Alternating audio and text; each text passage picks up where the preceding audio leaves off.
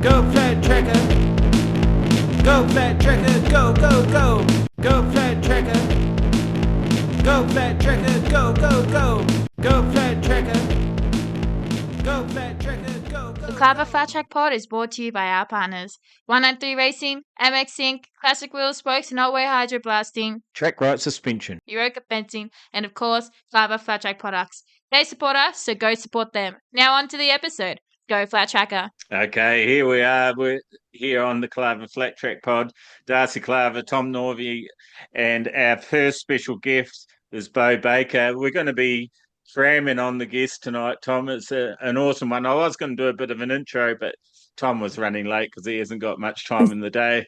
And Beau was running early because he's got lots of time in the day. And Sam Hollands is trying to come on already. So it's already turning into what I thought it might when you have 6 champions and 5 title holders on one podcast. So this one's called the AFTN or 2025 AFTN Champions Podcast, and that's exactly what we've got. We've got Junior 85cc Beau Baker.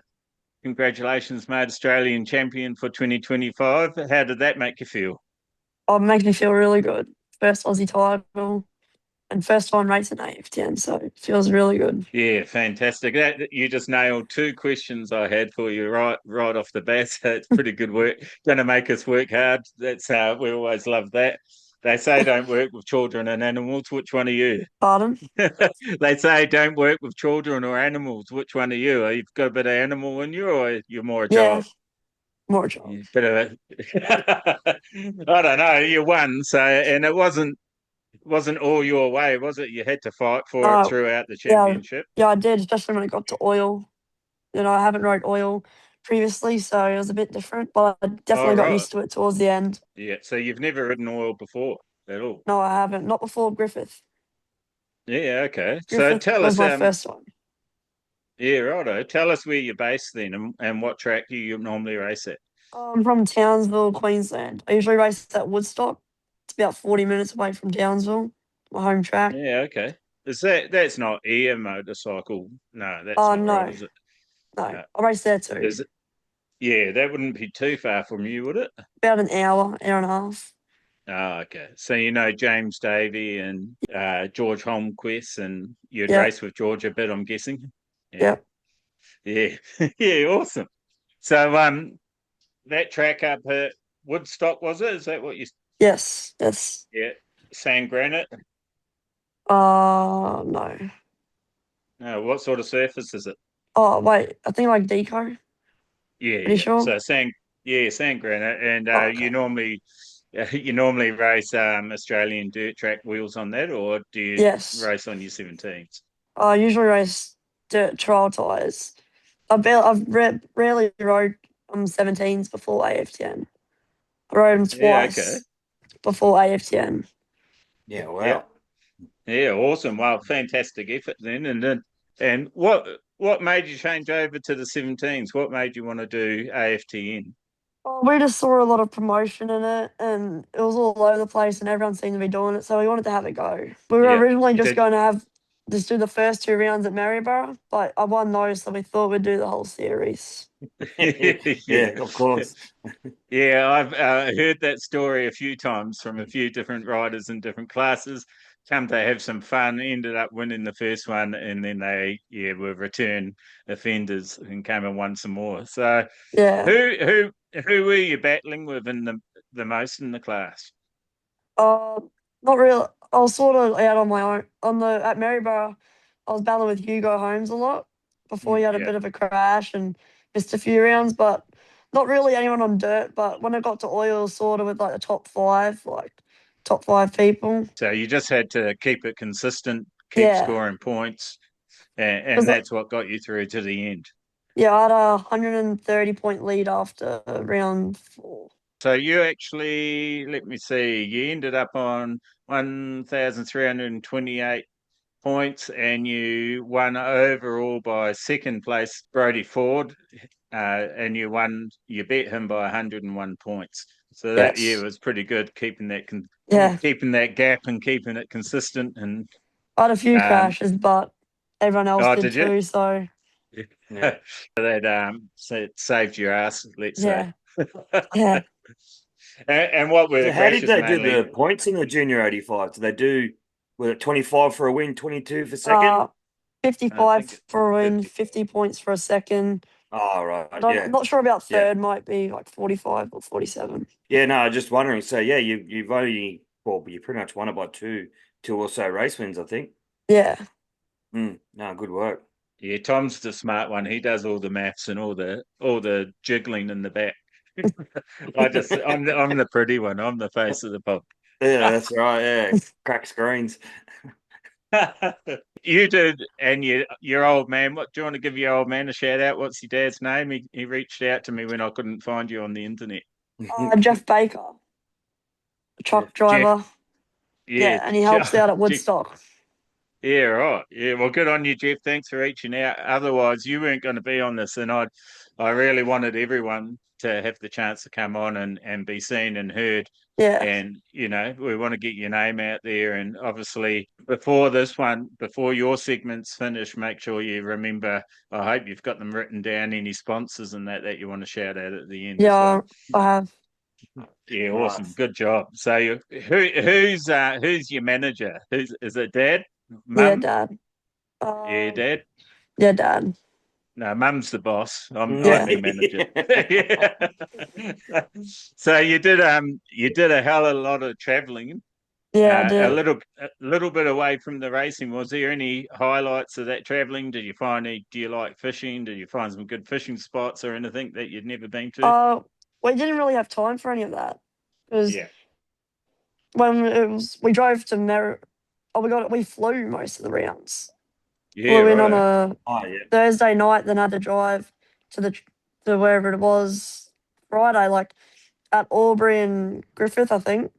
We flew into Melbourne Thursday night, stayed there, then flew in, then hired a car and drove there Friday. Okay, so did someone bring your bikes down for you, or? We had our bikes taken down at Maryborough, and then the Fyffes actually took it back to their place, and they had our bike at their place throughout the whole series. Yeah, awesome. Yeah, so they did some hot mods for you. That explains a lot. Yeah. Put that 450 motor in there. That explains a lot. Yeah. So do you? Well, now you've got a title to defend. So you're going to be back in 2026. 250s next year. 250s. Oh, so you're stepping up. Lights. Nice. Yeah. Already. Yeah, right. So I didn't ask that at the start. So you're 16. You want some more? You start from 13. 13. Yeah.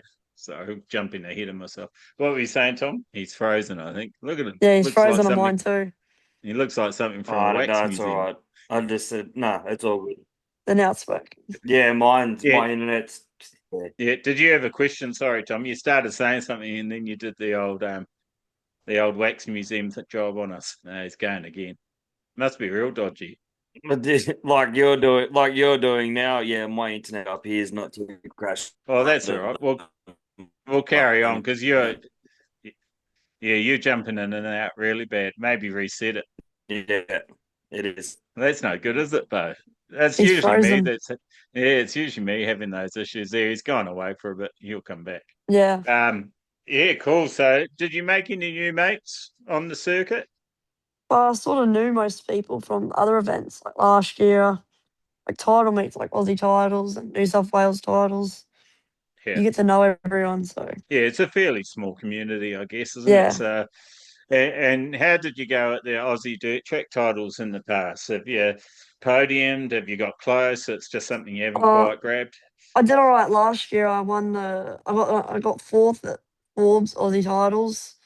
I won the Queenslands last year and got second in dirt track. And then this year I got third in points, but I had a horrible final. I got eighth at Curry. Okay. Any reason? Nerves? Do you think? Just to draw the luck of the draw. I was going to say the luck of the draw. Trouble with starts in the final. Oh, okay. Yeah. So something to work on. In that respect, actually, what do you prefer, drop gates, or do you like the grid format starts? I like the grids, especially on dirt. Yeah. Yeah, no, I reckon it's pretty cool too. How you going, Tom? Better? Yeah, no, I've got work running in the background. That's why it's been it's doing. Yeah, okay, fair enough. And I can't turn that off. Definitely can't turn that off. Yeah, don't turn it off. Just jump in and out if you have to. Yeah, all good. I sent you a message, but don't repeat it on the pod. Oh, well, that's tempting. Might be a little colourful.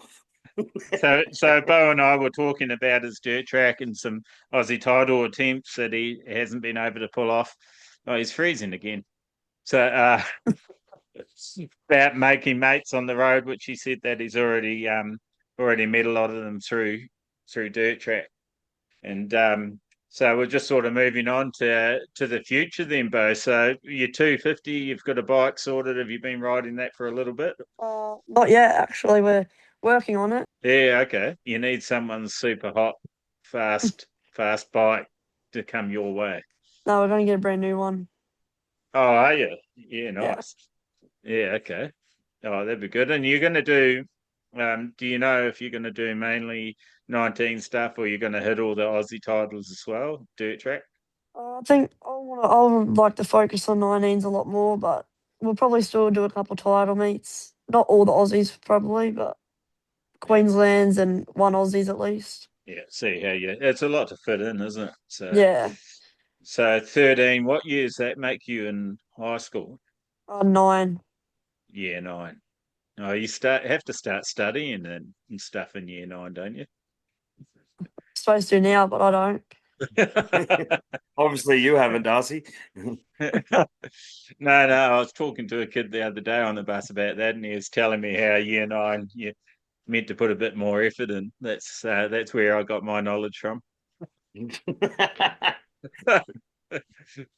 So yeah, what happens? Do you get grounded and like is racing used as a weapon by your parents against you if you're not behaving? Not really. Dad loves it too much. Oh really? Oh, good Yeah. on. Good work, Jeff. And what if so just mum and dad fight in the kitchen over it instead? Yeah. Yeah, that's the same at our house. Yeah, awesome. So tell us, obviously winning the whole shebang is a highlight, but was there any like battles during the season that you still think about? You go to bed thinking, oh, I wouldn't mind having a race like that again. That was pretty awesome. Definitely Griffith. Oh, not Griffith. Gunnedah on a TT. It was like road racing. It felt like everyone was really close together and wheel to wheel. Yeah. Through the tight turns. Yeah.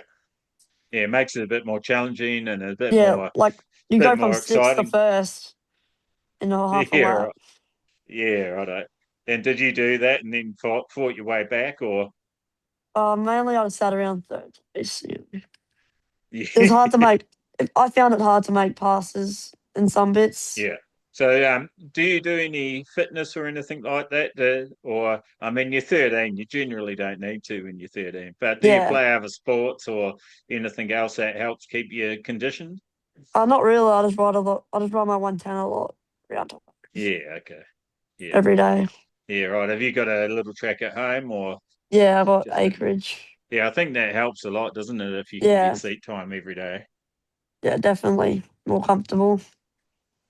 Yeah, right. So goals for next year, it's entering a pretty challenging class, to be honest. I mean, the 85s is as well, but the young blokes on the 250s, I did a little bit of research again today and looking at times, they would be in the Pro 450 class in the top 5. So the top 3 of the guys.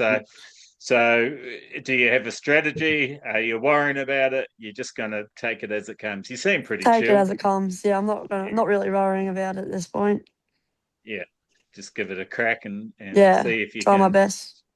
See if you can snatch another title. Oh, that'll be hard, but hopefully, I'll definitely try. Did you get a bit of media up there? Like, did they make a fuss over you? Did you get any attention? Well, not really. Just a lot of people congratulating me. Yeah. It feels good, though, when everyone congratulates. Yeah. Yeah. Your dad didn't ring up the school and say, oh, Beau won this. You better have an assembly or anything like that. My mum wanted to, but I don't like that. You didn't like that? I would have been. My kid won an Aussie title for sure. I'd be on the principal's ear. Oh, what else? What else haven't we asked him, Tom? Oh, I don't know, mate. Mine's cutting in and out, so I'm getting bits and pieces, but I'm just trying to put it all together. Yeah, I can't think of anything. I'm as unprepared as you are as normal. Yeah, right. So we're chatting to Beau Baker, number one in Australia on the 85cc two-stroke machine. It was a KTM. Oh, that's the other thing that I had a question about. What is with the race number 122? Because another guest today's got that same race number. Is there someone famous with a? I know Chad Reed's 22, but is there anyone famous that makes people want to run the 122? Not really. Dad just said it was easy to remember, so just go Yeah, with that. I like a simple answer. Yeah, keep life simple. That's the way to go. Yeah. So, what do you reckon? Cody Lewis runs that number as well. Yeah, I think you're right. Yeah. Yeah, he does. Yeah, 122. So that's three. What do we got? What do we got here for time? We got 4 minutes. Should we let Jed in early, or what? Do you want to ask him some questions for next year? I reckon, Bo. Let's let him on. We'll see what happens. You got suss him out. You got to find out what he's all about. Do we have a Jed Fyffe there? Your microphone's muted. He's probably going, I've got 3 minutes. Yeah. Yeah. Probably cutting a few more laps. Yeah, I know there. It's the microphone unmuted. Yeah, there they Yeah. are. There's Matt and Jed. How you going, boys? Hi. Good, thanks. Hey, Jed. Looks like a nice. Yeah, we've got Bo on here. We've got Tom on here. There's going to end up, well, it's 7 because I don't know where Ange is. She's missing in action. Actually, it must be just that close to Christmas time because she hasn't been responding much. I get a few love hearts and a few thumbs up things, emojis, and that's about it. Yeah. But so before I hand it over to Bo to ask you all the questions, just congratulations, Jed, on your 250 championship title. Sorry, Australian title and championship win. It would have been pretty stoked. Well, I know you were. I was there watching you all, and your dad didn't stop smiling the whole time. So that was pretty sweet. You've been on here before. We know a bit about you. We know you travel overseas a lot with your racing. Is this the best win yet, do you reckon, or is there still something that tops it? Yeah, probably best year so far. Yeah, been going pretty awesome, and the Franco team's been pretty big help too, by the looks of it. And are you guys frozen, or is it just me? Well, wait, give them a They're minute. frozen Can you hear for me? me. I don't think it's me No. this time. Yeah, it's not my internet. Mine's running beautifully. Must be windy in Albury. I don't know. I think they're rural New South Wales. I'm in CBD, Sydney. You're in Victoria and Beau's in Queensland. Yeah, we're testing the system. Have Yeah, you exactly thought of right. a couple? Have you thought of a couple questions for him yet, Bo? No, You've I got haven't. time now. No. You've got time. Quick. Well, here they we race go. on the same. They race on the same race team. They know each other's secrets. I'm sure Jet's a bit of a mentor to Beau. He'd be sort of Yeah, I sussing them did. out. I did forget to mention that actually. So, what is it like being on a race team? It feels good actually. You come back to the pits and you've helped. When the setup isn't all right, isn't the best, and you need to change it, you can just change it pretty quick. And Yeah, how you feel like what's comfortable for you. yeah. And how did it come about, that Franco's deal? Well, he's from Townsville too, so Yeah, just see him at club days and that all the time. And when he wanted to start up his race shop, he wanted to have a couple of riders, so he wanted us to ride. So yeah. Okay, so you started as a dirt track rider before We're the back. 17 stuff. yeah, Now he's frozen. Oh, no, you're not. We got you back, guys. Yeah, we're back. Yeah, I'm not sure what Yeah. happened there. yeah. No, it must be a bit windy up your way, is it? No, it's not a breath of wind in the sky. I'm not sure what's going on. We have had a few internet issues the last couple of weeks, so maybe it's that. Okay. I'm not sure. Yeah, I was just saying we're going to be pushing the limits too on how many people you can have on one podcast. So yeah, expect some gremlins. There'll be some gremlins for sure. Bo was just telling us about what it's like being on the race team. What do you think? What's it meant for you guys this season? Oh, it's awesome being on the team. It makes it life so much easier. In which ways? Oh, just like having people there to support me, and it's fun being on the team too. Franco does a good job with all his bikes, and the bikes are sick, and I have a lot of people around me to help me. So Yeah, so are you lending your bike to Beau next year, or what's the deal there? Has he got to get his own one? I'm not sure what's We'll going be on. getting our own. You don't want to race the championship winning bike. You're insane. You've got to give it a squirt at least once. No, Dad, we don't like borrowing bikes. We like to have our own. Yeah, that's a good way to do it. Because that way, if you break it, it's just Dad upset, Yeah. not two dads or three dads. Yeah. Or a team owner. That's right. So, Jed, obviously, it's quite hard having multiple people on a podcast that have all won their class and their title, because the questions, I'm trying not to ask everyone the same question, but I do want to know really what the highlight of your season was, apart from winning the actual title. Oh, it looks like they're frozen again. Did you guys catch that question? Yeah, we got it. Yeah, well, I got it. Yeah. Yeah, I think their internet might be just as good as mine. You've got some editing to do. Yeah, that's all right. Yeah, that's all right. I figured that would be the way. Oh. I was just impressed that you got all 6 of them scheduled to come on at the one time. Like when you sent me the message saying, "Yeah, we've got them all going," I'm like, "What, in one or all 6 different pods?" And I looked at the schedule. I'm like, "Holy crap!" Yeah, right. Yeah, I was saying the whole thing. Then I was thinking, shit, I've got to organise this and make it run smoothly. Yeah, you've definitely got it down pat. But Well, the organising side of things, the podcast side of things, we're still a bit shady on. Have you ever listened to the pod before, Beau? Oh, no, I've actually never heard of it. Oh, what the hell? You're kidding. How's that happen? Hey, we're famous, mate. What do you mean? Too many expletive marks in front of the podcast, so you're not allowed to listen to it. Yeah, right. Pleasing cues when it's just Darcy and I. It is actually quite. Well, it's not surprising, but it's quite common that people haven't heard of the podcast. And we are growing, and we've got a new follower now, haven't we, both? So that's really good. He flies to the races, so he doesn't have to listen to podcasts while he's in the car. No, but still, those flights, what are they? Probably 3 hours or something, couple hours? To where? To the race. Down to... Well, actually, to get to Albury, where do you fly to? You don't fly to Melbourne, do you? Yeah, we do. Yeah, right. Melbourne, and then you have to drive hire a car. 5 hours to hire a car. Yeah, 5 hour drive. Yeah, right. Yeah, plenty of time to listen to podcast, Tom. What are you talking about?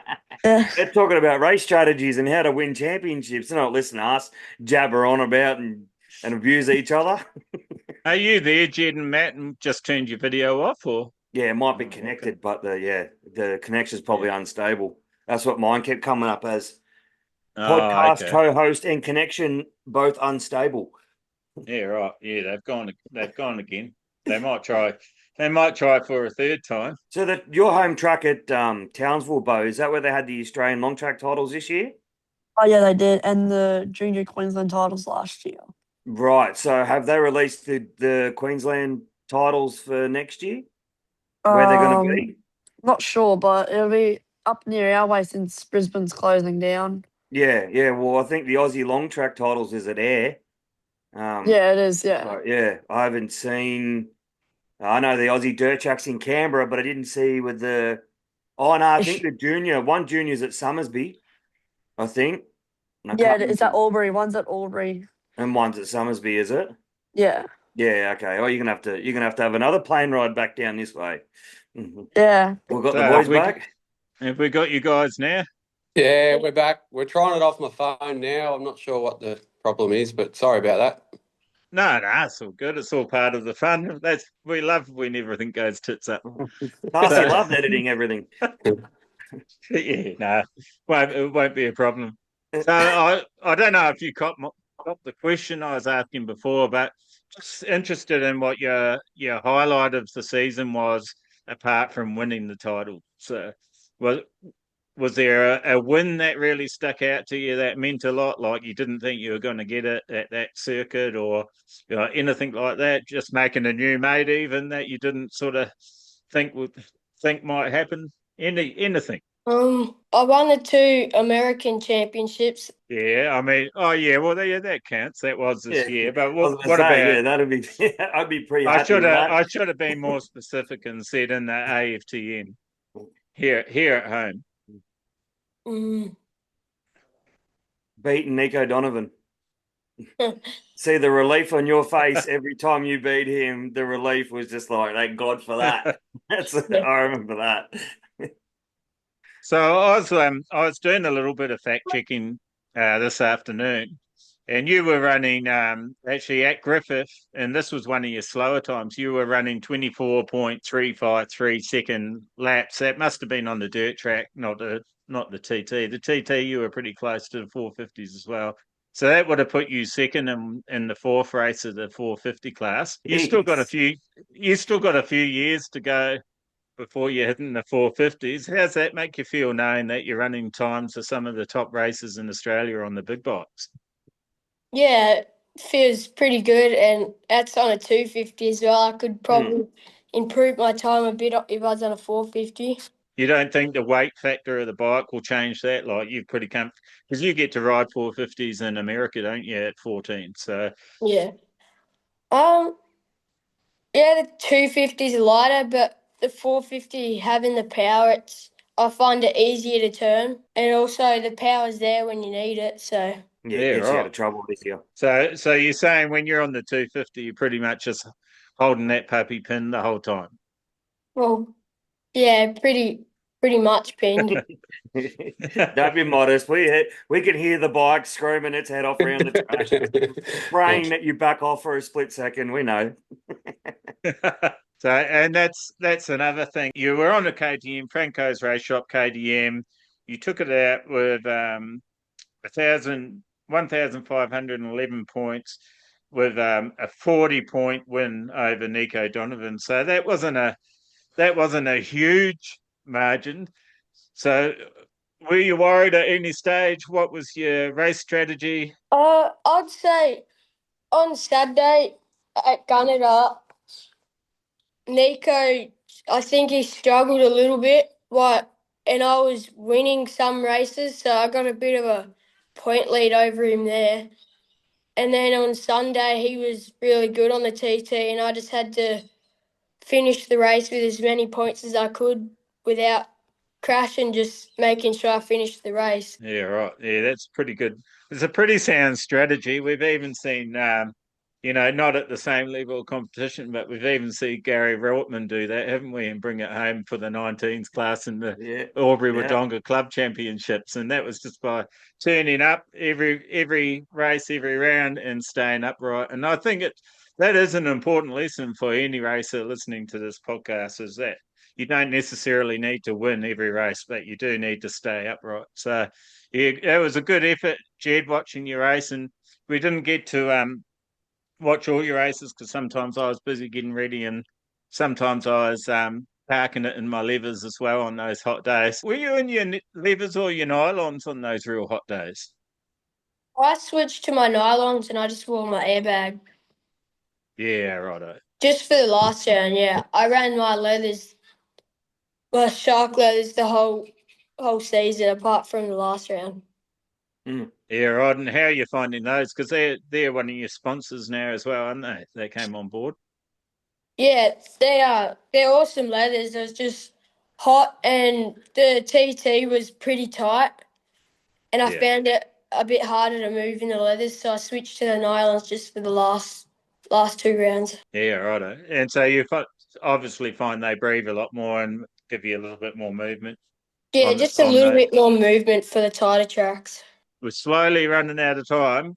What's the plan for 2026? Going back to America, going to be racing the AFTN and defending your title against your teammate and a whole lot of other angry 250s trying to chase you down. Is that the plan?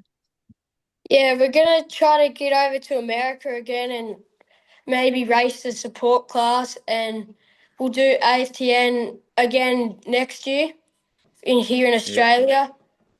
And that's probably our plan so far.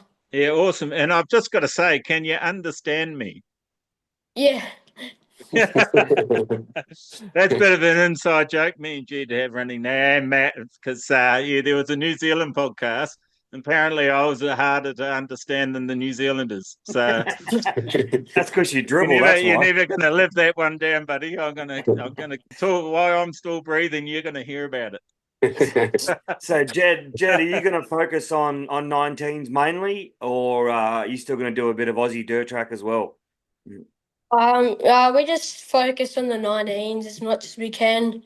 We might do the Aussie titles, and we would do Brisbane Cup, but that was the last one. So we just do the Aussie titles on the Charles tyres, and then we'll do 19s for the rest of the year. Yeah, nice. No, good to hear. Main focus is racing in AFT in America, so probably just stick to 19s. I know you probably wouldn't be able to say, but if you had any interest of any American teams, throwing an idea your way to maybe jump on board with them once you get closer to the age? Yeah, not yet, but I'm still young and I'm only just stepping onto 450, so I think you should. I think you should grab on a Tom Drain's pocket, or maybe hit up Brad Baker and see if you can get a bike off him and do a few meetings. I reckon it'd be great. Yeah. No one trying to pull you onto a road bike or onto a different discipline at the moment? Not really, not right now. Yeah, I hope not. Have you ever tried Speedway? Staying flat track. I tried Speedway as a kid. I wasn't too bad at it, but I didn't enjoy it that much. So yeah, it's definitely an acquired sport. Fit timing, Beau. Unmute yourself, because you had a long time to think to ask Jed a question. I know you put it together. He probably asks you questions all the time, does he, Jed? But now he probably wanted to go. No, I said he can go any time. You're all welcome to stay on for the whole pod, or you can hop off. It's up to you. But you must have a question, Beau, for Jed. You got one for him? Not really. He's probably asked him all the questions he needs to ask him. I know him pretty well, Jed, so. Yeah, Jed, can you believe this? Beau didn't even know about the podcast. Now, I'm quite disappointed that you put it together and he doesn't know about the KLAVR Flat Track podcast. Can you explain yourself? Guess I haven't really mentioned it at all. Oh, come on, mate. You've been on it a couple of times now. What's he going to say to him? Beau, have you heard two old farts talk crap on a podcast about motorbikes? Yeah, pretty much. Yeah. What's wrong with that? They got plenty of things to talk about. Girls. He could at least say, "This is the podcast my dad forces me to listen to on the way to racing." He could have, could have said something like that. I don't mind. This is a podcast where I learn how to swear. No, I think that's the Duggan boys, isn't it? Sorry, Abe, I didn't do it. He did. All right, so okay, so you know each other pretty well. So, Beau, what's Jed's favourite food? Probably pizza. Protein bars. Eat them every time. Protein bars. Yeah, all right, Jed. What's the craziest pair of socks you've seen Beau wear? Does he wear a bit of? Doesn't have ducks on them or something, does he? Mate, I'm glad you said socks. I don't know where you were going with that. I don't know, to be honest. Oh God, I think you need to spend a bit more time together. How about another season? How's that sound? I think they're more focusing on taking our championships and wondering what underwear they got on. Yeah, cool. Shall we bring on our next guest? Yeah, definitely. So what have we got? We've got 4 of us on here at the moment. Well, 5 because Matt's hiding around the corner. You're welcome to stay in the shot, Matt. Oh, it's all good. It's not about me. All right, so let's bring on another youngster. Your microphone's off at the moment, Sam. There he is. Bike in the back. He's been preparing for this one. Yeah. Oh, I thought I better put a bike in the back and be fitting. Yeah. No, it's good. How are you going? Yeah, good, mate. Yourself? Yeah, really good. Thanks. Thanks for coming on. Tom and I were talking just before, actually. We've also got Jed Fyffe and Beau Baker. So two title holders on as well. So this is our Champions Pod for 2025, which we've never done before. We've never been crazy enough to try to have this many people on at once. So I'm just going to go that next level crazy because Angela's decided to join us. Oh, that's all right. That's good. She's always up for a chat. Yeah, she was always all right. The problem is we won't be able to shut her up. But here we go. She's coming on. Yeah, microphone. She's going to knock you out when she sees you next. Yeah. You're confident. Well, she probably won't hear that bit. Yeah, what are you saying about me? I said we won't be able to shut you up. I'm going to tell you everything. It was all Darcy. Yeah, it was. Yeah, I'll take it. Sam was. So, Ange, just so you know, we've got Jed Fyffe, Beau Baker, and Sam Hollands has just joined us. So, congratulations on your championship Clubman win. Thanks, mate. It was pretty awesome, pretty dominating as well. You won by 159 points over, I believe he's a mate of yours, Reese Irvin. Yeah, local down. And Neil Girdler. And Ange Gird. So, a lot of local boys. Hold on. Sorry, guys. You've come on to eat your dinner. No, I'm chopping up my child's dinner. Thanks very much. I was going to say, you come on, we've got to watch you eat now. That's like torture. None of us have had time to eat mine. I could have brought mine on. In fairness, Darcy, my dinner will probably appeal to you being a Kiwi. What is it, lamb? Good old crumb lamb cutlets. Oh, yeah. Yeah, I actually had some of them. It might have been Gunnedah, actually, because they don't do that down here for some reason. Yeah, right. There you go. We're not going to get into that, Sam. You're too busy chasing them around the paddock, that's why. You'll make me hungry again. Hey, there's kids on here. Behave. Sorry, boys. They know, and it's okay because Jed can't understand me anyway. But Sam, neither Jed, neither. Sam, tell us a little bit about yourself. You raced a lot as a youngster, and then I met your old man. He came down and said good day in the pits, which was really good. Actually, made my weekend. We always love getting a bit of an ego stroke and knowing that someone's listening to the podcast. Oh, he listened to all of them, yeah. Yeah, no, it's awesome. So he said you had a bit of a break, and was this sort of your comeback? Yeah, I did a lot of racing back in my younger days. Probably I started racing. I rode my first bike when I was about 3 or 4, and then we kind of just, you bush bash and whatever, and then started going up to the Pines, and then that progressed to going to, clubs like West Wyalong and like that.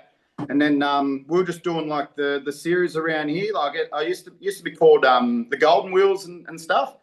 So as well as that, and then progressed up to the like 65s, and like I went to a 150, up to the 250s, and kind of went to 250 juniors, and then after that just stopped like for 12. I think it was 12 years. It was until this year anyway.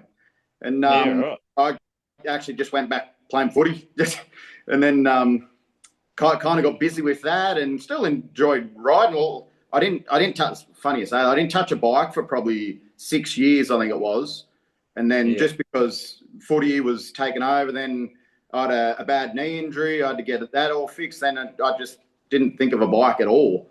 So and then kind of brought a 450 EXC and went bush bashing up the hills with my mates, and kind of got the love for it again, and started watching the dirt track and stuff up at the Pines again. I said, shit, I'd like to have a go at that again. I said, that'd be mad. Like, I still had the love for it, and then kind of just bit the bullet. I ummed and ahed about it for too long.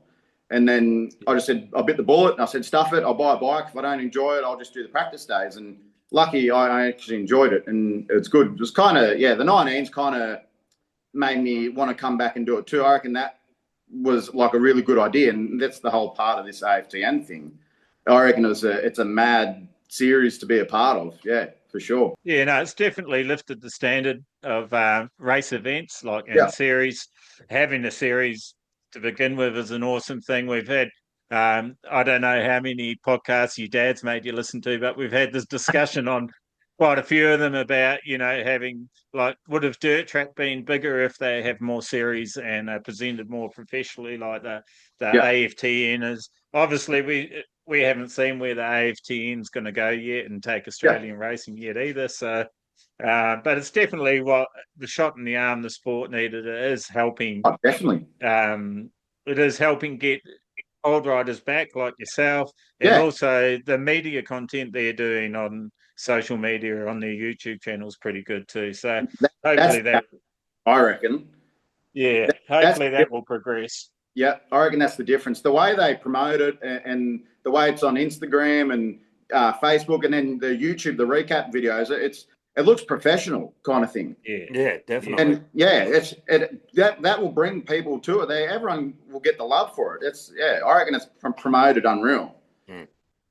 Yeah, right. Thanks, Sam, because here I am doing the majority of GMSC's bloody promoting, and you've just shot me in the foot. Like, my stuff's not professional. That's it. No, that's just good. Don't worry. I had a look at the calendar the other day. That turned out all right. Can make an event calendar. Yeah, 100%. So, I've forgotten what I was going to say now. God, Ange, I knew you were going to do this. What can I say? How do you enlarge just each person's screen? Because Ange's head has taken up the whole image now. I can log off and go and eat my lamb cutlets in peace. I don't have to be here. We want to know what Levi's got to say. We want to know what the man of the house has got to say. He's probably saying, where the F's my dinner, Mum? You meant to be cutting his dinner up. It looks like you're eating it. He's on the floor here in his high chair. You won't get anything out of him. He's his father's son. He's eating meat. He's happy as a pig in shit. So he's happy. As long as he's not sticking forks in the PowerPoints, he's all right.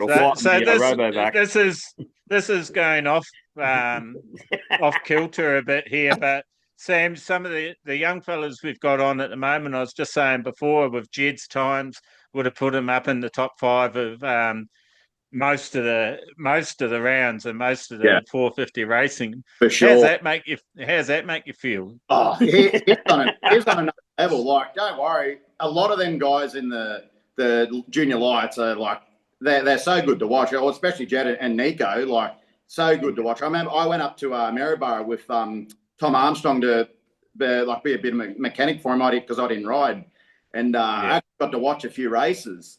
And I remember when the junior lights, because they went out first, when they went out and they were like first lap of practice, just sending it. I said, "Are you joking?" I was like, "These boys are nuts." And then, just every round, it was all the same. They only got faster and faster. Even the 85s, like I think it was Aubrey short track. The first time in junior 85, like 85s, and the Pro 450 class, I think it wasn't even separated by a second. I could be wrong, but I think you're close. It was a very fun track. Yeah, so it's very short too. Yeah.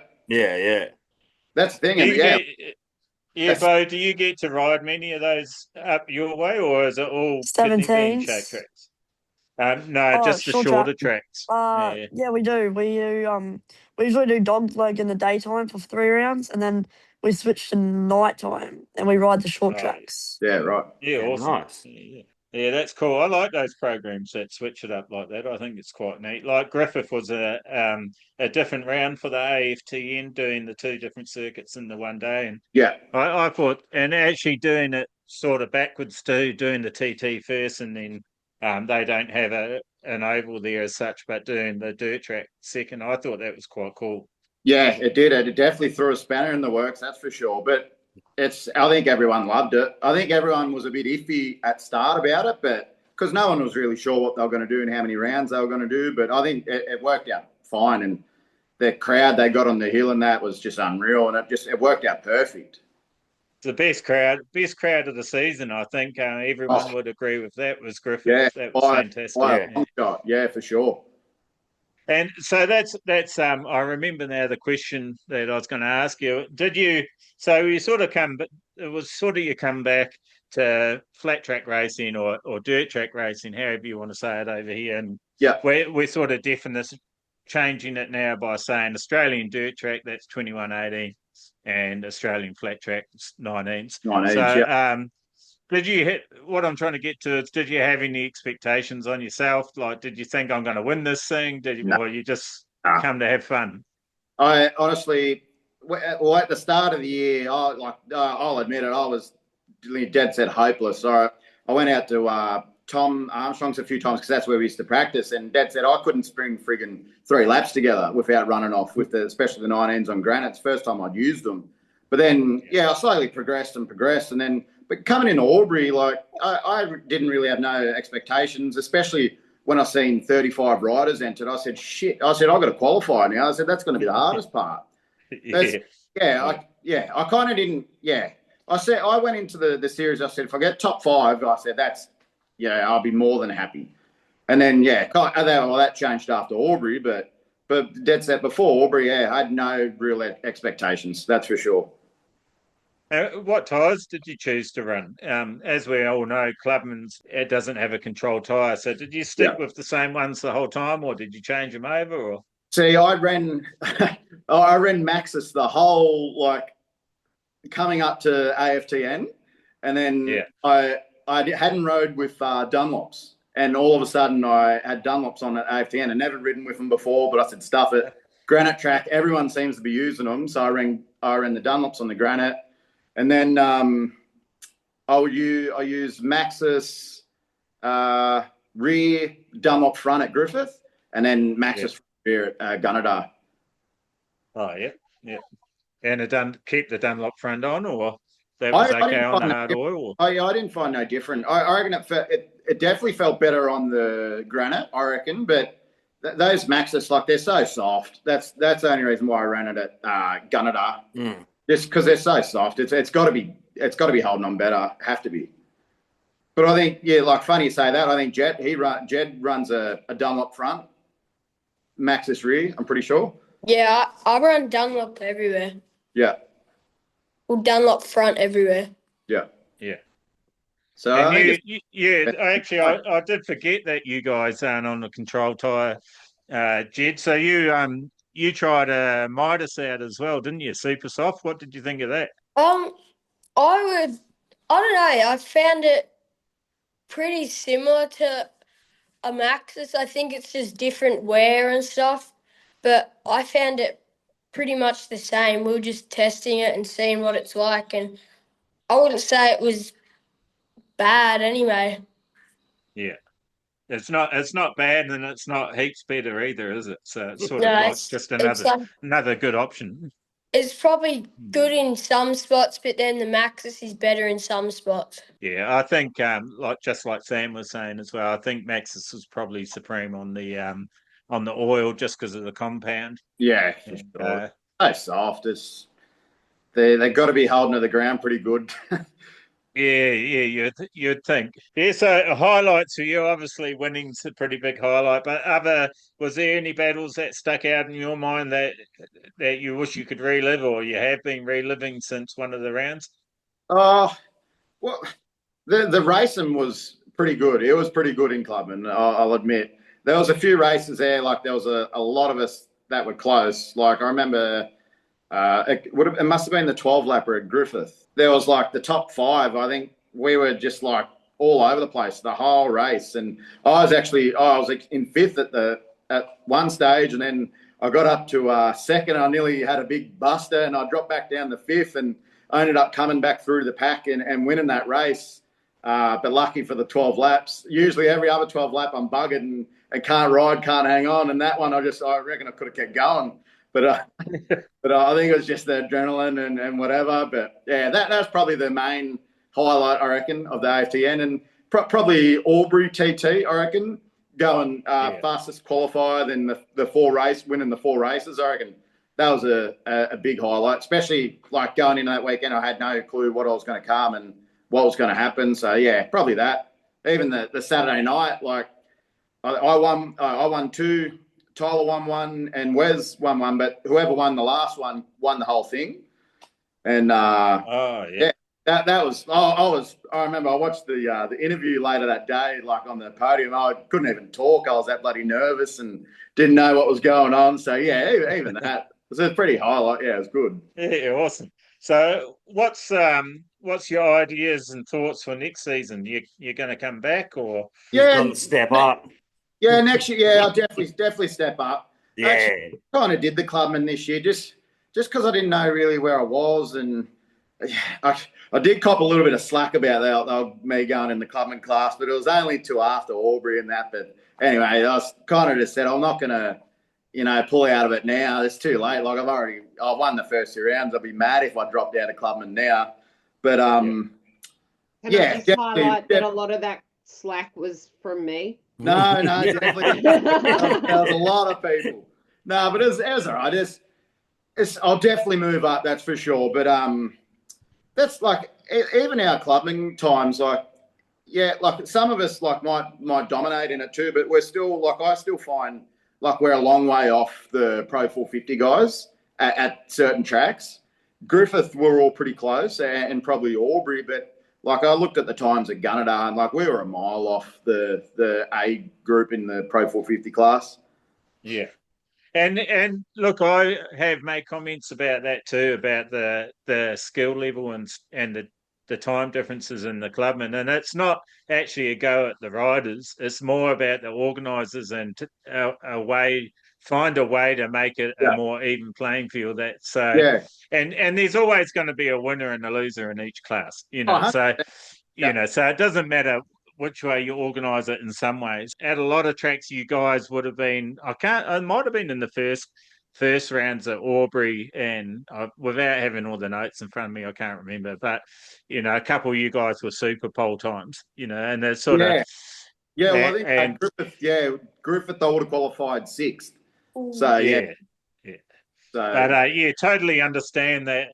If you haven't gone, if you come, so for instance, like yourself, and I think Wes fits in that category too, and a couple of the other guys, if you haven't been on the bike for a long time, and if you've never raced 19s, then I can understand why you'd want to go in the Clubman. Yeah. But if they structure it different and like everyone's been saying, had an A, B, or C, something like that anyway, then in a perfect world. Yeah, it takes away that issue. So even if they get over 35s, I reckon. Well, that's meant to be a Clubman class. Really, it is meant to be over 35. So I think if they do go that way and then kind of do the A, B, and actually celebrate the B, it's perfect. I think. Yeah. The thing that I brought up to Dave Maddock, the problem with it all comes back to grading, which is something that I believe everyone is noticing across the sport as a whole that's lacking in dirt track, flat track. There's no grade system. So it leaves it open for anyone to enter wherever they want to. The thing that I raised to Dave was, well, if he rebrands his Clubman classes over 35s, you look at some of the top 5s from this year from the Pro 450 class.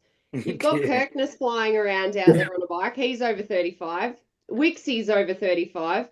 Tommy Armstrong's over 35. Yeah. You've got a really, really competitive group of A-grade riders who are in that over 35 bracket. So what stops them from, and again, it comes back to organisation and planning and those sorts of things, but what stops them from then going, well, I'm going to jump in the old boys class? I mean, even Gird's, there's been, a bit of back and forth about whether Gird's belongs in Clubman. Does he belong in Clubman? No, I don't think he does. He wanted to go in Clubman this year as his last hurrah to have the best opportunity at the top step until Sam and Reese and Coops and everyone else joined the party too. Don't worry, Girds, I still love you, mate, even though he's going to shoot you.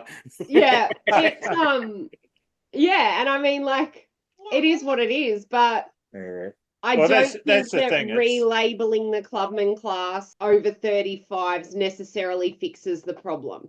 I would be inclined to go, because obviously the Clubman class is an open class, so you've got open capacity on your bike. So there are going to be guys out there who ride a 500.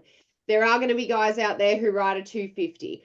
So basically, if that is your bike of choice, you enter the Clubman class. You are automatically put into the Clubman class. if you are a rider that owns a 450, you enter Pro 450. At the race meet, you complete the same qualifying process. So you are relegated top 18 for A grade, next 18 for B grade. Anything above that goes into Clubman. Once you've been relegated to Clubman, you stay there for the season. But if you qualify A or B grade Pro 450, you're out there fighting the battle with everybody else. Yeah. And that, do you reckon to me, anyone would sandbag though on the first qualifying to go? If I'll just go shit here. I honestly think you would be able to tell the genuine from the not so genuine. Yeah. So, yeah.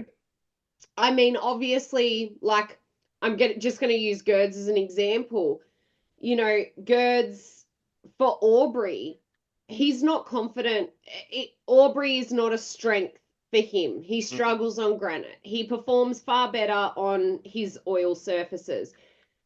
But I still think that it would be very obvious if he completely ballsed up Aubrey just to get into the Clubman round. It's going to be you'd know if someone come in the championship new and you didn't know who they were or how they rode or what their previous results before in other championships, you probably could be understandable if they weren't going as quick or whatever. But if you've got someone like you said, Girds, and you see him go out, and like you said, it all depends on tracks. You can see him go out and like, well, he shouldn't be going that low. Is he holding back? Yeah. But you can sort of, and then you've got to have someone to determine, is that them doing it? Or are they, like under the A, B, and C concept, 100% totally agree. The and over I think that 35 concept, I agree with that too. I think that's something that should be brought across the sport as a whole. Like it's in motocross and all the rest of it. But even like with your Clubman class, the typical rules around a Clubman class is once you get that top spot, you know, and it's the same with grading. You win C class, you no longer qualify for C class. You have to go up to B grade. Yeah, so definitely. say for example, you, Tom, you come in, you go, yep, I'm going to give Aftn a crack. You know, you go into the C grade, but similar to Sammy, you absolutely blitz it. Well, that's it. Next year, you're up. You're on the grading system. Yeah, I hope everyone's mentality will be like mine. I'd want to get out in qualifying and see where I stacked up. Even if I stacked up 100th out of the country, I'd want to see where I sat. If I was giving it a red hot go. Yeah. It's a flex competition. Yeah. Let's be real. Everyone's. I wouldn't say anyone would do it. I wouldn't say anyone would do it purposely to be in C grade. No. And I like the over 35 side of things, but you don't make over 35s a championship. And you've got to put some. Well, I mean, realistically, the Clubman's not it's not a title at the end of the day. No, that's correct. Yeah. The poor class, You know, so but then again, like I said, you have to put limitations around it to stop your top level A grade riders from being able to do exactly what unintentionally Sam, Reese, Coop, you know, TD, all those boys have unintentionally done in Clubman this year and taken the gloss away from it for the fair dinkum Clubman riders that are out there just to get track time. Yeah, definitely. Yeah. And I mean, like, I think Sam sort of said it. If he had a crystal ball at the start of the year to see what was going to unfold for him, you probably wouldn't have found him in Clubman at all. He would have been up there mixing it with the Pro 450 boys. What did Dave say back to you when you shared the idea of the grading system? Was he interested, or was he kind of like, oh, he was he? Yeah. He said it's definitely a like a viable structure to look at. And I mean, obviously awesome. It was very basic the way I communicated it with him. There was no, you know, detail or what ifs or anything like that. So yeah, he took it as constructive, I guess. And I mean, I don't envy his position. Like, he's in a situation where he obviously wants to grow his series and support everybody that wants to support him by entering this series. So But you can't please everyone, that's for But sure. you can't, No, can't that's please not- everyone. But how do you find the happy medium where you create a level of harmony across the board? Yeah, well, I think what Yeah. he's done for next year is a good start. So making the Clubman no longer, you've got over 35s, which I agree with you, Ange. I mean, if you just look at the Clubman class, probably within the top 6, there was at least at least three vets over 35, if not 4. And, There was not one. Sam was the oldest person That- on the that- Clubman podium. No, not the podium, the top. So behind him, you had like Canada, you had Mitch Wolf, he's a vet. You had Wes, he's a vet. You know, they're still pulling fast times. I'm not saying they were winning, but I mean, they were giving you a challenge. Like at Aubrey and stuff. You know? Wes at Aubrey, like I'd never seen him before, and I said, "Shit!" I said, "Who's this bloke?" I said, "He's flying." Like, I remember he come past me around the outside in one of the races. I said, "Holy crap!" And there's some tracks. Yeah, he must be a granite rider. I don't know. He said he didn't really favour the oil, but Who was that? he had unreal first 2 rounds at Aubrey. Who's Wes that? Barnes. Mitch Wolf? Wes Barnes. Wes, yeah. Barnes, yeah. Where, And do you know for where example, he's from, Ange? Pardon? Do you know where he's from? Let me get the good old. Is it Bathurst? I've heard of the name a few times in the past, but I can't think where. Dubbo.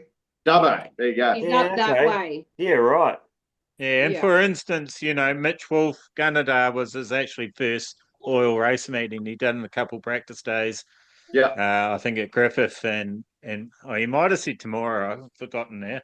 But you know, he did a bloody good job. He's pretty quick too, old Mitch. So definitely. The age isn't the factor, you know, it's just what the times they can pull. That's why I think qualifying is the best way to sort it out. Yeah. Where you qualify is the class you're in for that meeting, and then the scoring and all that sort of thing, that's going to take a little bit to sort out. But hopefully we sort it out before these young guys are in seniors, and we have even more professional series for them that, you know, is real. Because the other thing it will do is make just really good spectating. So there will definitely still be people getting lapped and that, I believe. Yeah, I think it will make closer racing and better spectating when it's qualified like that. Yeah. Do we want to let Jet and Beau know that you guys, if you don't want to sit here and listen to us waffle on about whatever it is, you guys are more than welcome to go or stay. Don't feel obligated at all. Hey, man, I sent an email out. Yeah, I know.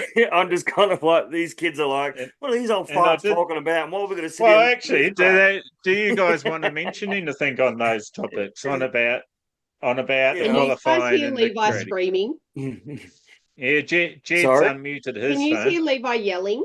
No. No. Dad's phone's gone flat, so I was just talking to him. Did you guys want to comment on anything like that? What do you think it's like watching the seniors race? Like, do you think the qualifying's fair the way it is at the moment? Should it be different? Do you have an opinion about it? I'd say it's pretty fair how it is so far. I didn't pay a whole lot of attention to it this year, though. Yeah, do you mind on another job? Yeah, definitely. More important things to think about. You go, Beau. Yeah, definitely what Jed said. You're more focused on what you're doing, but you definitely go and watch Super Bowl and look at what different lines they take, what work and what don't. Yeah, it's smart. Yeah, cool. And just waiting for you to say something. Me. It didn't help you. My tip to Ange to improve your lines would be to get on a bike. Yeah, Scott, I think that's Scott. I knew I was going to do it. I don't know why, Sam. I keep going to... You call me Scott too. Yeah, I don't know why I keep calling you. I think I worked with a guy called Scott Hollands or something. Start calling him Damien, Sam. It's close. Or David. So yeah, next year, Sam, you're going to be in the Pro 450 and basically just see how you go. Yeah, definitely. Just I don't even know if I'm going to do the whole series next year. I don't know. We'll see. But I'll definitely do a few rounds. Yeah, I don't know if I'll go all the way up to Maryborough or not, but definitely probably do Albury and Griffith. That's for sure. You're based in Griffiths, is that right? Yeah. You're wearing the t-shirts, I'm assuming. Yeah. On that note, travelling to Maryborough, that's just a bit too much of a commitment, do you think? Oh, I'll see where I am. If I'm doing a heap of riding beforehand and I feel all right, I'll probably do it. But I don't really want to go there and just get me, my ass handed to me kind of thing, because it shoots you down. It makes you feel like crap. So we'll see. If I'm feeling good and I think I can go all right there, I'll definitely go. Yeah, 100%. And I'll see what they do with the grading too. Yeah. There's a bit of a crew of you, isn't there? Because Reese is he's a childhood mate, or is he a new mate? Or? We've been just family friends for years. So he's only fresh 18, so he's only a young pup. So, but right. For years and kind of thing. He's only started doing dirt track in the last 3 years, I think. Yeah. So Reese is a motocrosser. Reese is a phenomenal motocrosser. Yeah, right. Yeah, because we noticed. I think we first really noticed him at the New South Wales. Was it dirt track titles, Tom, or track titles? No, New South Wales Senior Junior Combined Dirt Track Titles was the first title meet that Reese ever went to. Must have been Gunnedah, Yeah, it was in Gunnedah, and he just shocked everyone. Like, he come out of those gates red hot. He's only just bought his 450 at this end of last year, start of this year. Nah, so that was mine. I brought that. It's a funny story behind it. Is this the one that you thought you blew up? This is the one that did blow up. And Reese bought it. I brought it off Matt Davies end of last year. This is when I said I bit the bullet and I just brought a second-hand one. Probably the first thing I've ever done. But did the Zach Sinesco showdown and I made the shootout. That's when I surprised myself the most probably this year. And we're on the line, ready to go. I was holding it flat and she just started blowing heaps of smoke. And that's all she wrote. That. And I sold it to Reese blown up and I ended up buying Tom Armstrong's 450 and he went and brought a new one off the showroom floor. So, it was all within a week. I remember the bikes being, this was mine, now it's his, it's his. There was a lot of swap and change. I'm going to fix it or I'll buy a new one. And it kind of just worked out good. Sorry, I'm just distracted. Brittaney was our next guest. I'm just sending her a message to see if I'd say she's forgotten. But I was going to say we're running 10 minutes late, but you haven't seen her pop up. She's blowing the schedule. It just means she gets 10 minutes less if she comes on.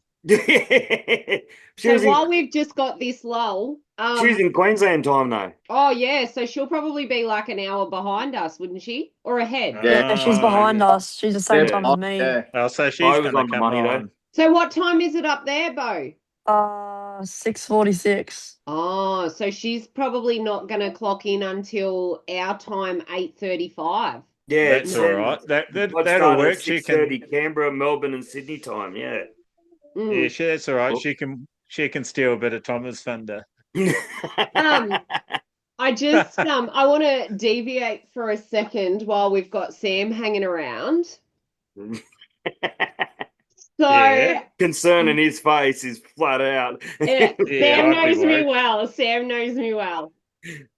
So at AFTN Albury rounds, I had a conversation with Sam's dad, Rod, and one of their good family friends, Justin Irvin, who funnily enough is Reese's uncle.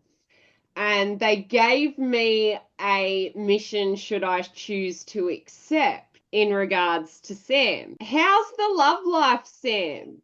Yeah, it's still there, that's for sure.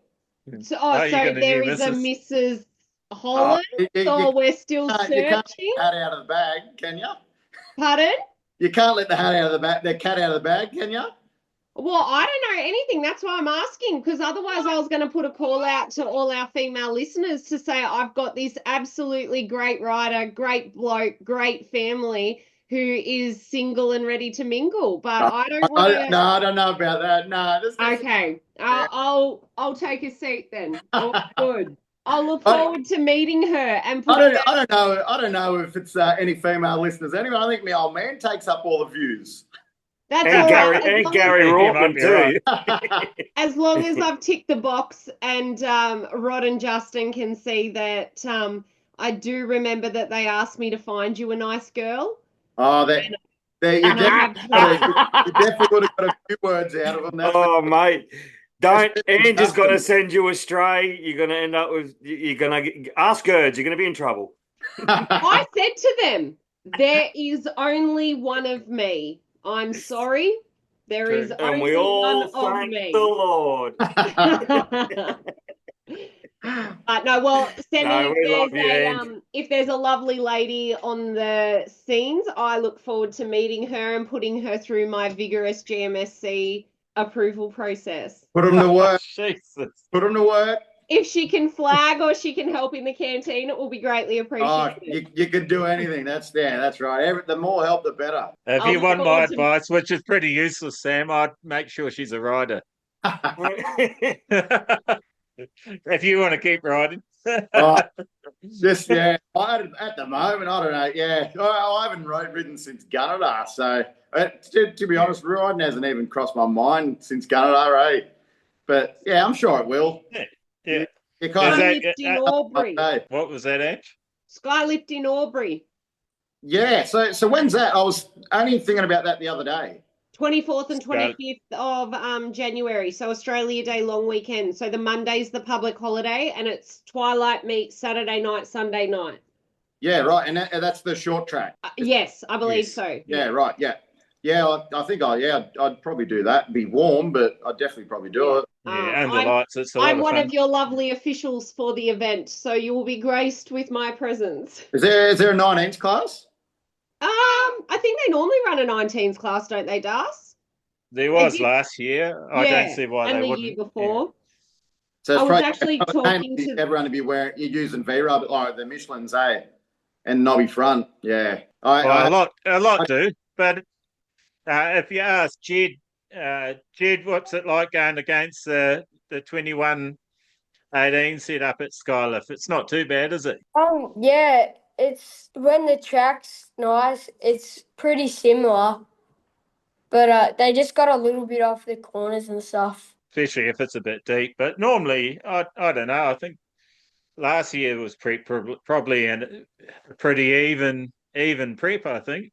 Yeah, just a bit off the start too. That's about it. Yeah. It was when the track was really good. Both tyres were really good, and if you just ruin the Charles tyres rhythm, you could go faster on the 19s. Yeah, so we've got another attendee coming on now. So what's that? 2, 4, 6. Did we lose someone then? Oh, we just lost Jed. I just turned my camera off so I could eat in peace. Yeah, well, you're freaking me out. Don't do that. So, Brittaney, I assume that's you. Your microphone's muted. Oh, we've got Jed back. I'm not sure what happened there. I've never had this many people on at once, so it might get a bit chaotic. Yeah. Is it Jed or Ash? Is it Brit or Ash? Ash is not due for another 3 minutes, but yeah, you might be right. Could be Ash. Who do we have there on the iPhone? Brittaney. Oh, she's Hey, Brittaney, how you going? Hey, good. How are you? Yeah, good. Yeah, sorry about that little message there and the stuff up. Totally forgot you guys were an hour behind. Yeah, no, I thought that might have happened, but yeah, all good. That's all right. So there's a crew of us on here. I don't know if you can see all the attendees. As I'm the host, I can see everyone that's on. So we've got Tom Norvey, my co-host, Ange Branson, my co-host, Sam Hollands, Clubman champion for 2025, Jed Fyffe, 250 Junior Lights champion, title holder, Australian title holder for 2025, and Beau Baker, 85cc title holder for 85s. And now yourself, congratulations, first Australian flat track pro women's champion. How did that feel? Yeah, good. Thank you. Yeah, it's definitely an achievement, being the first one.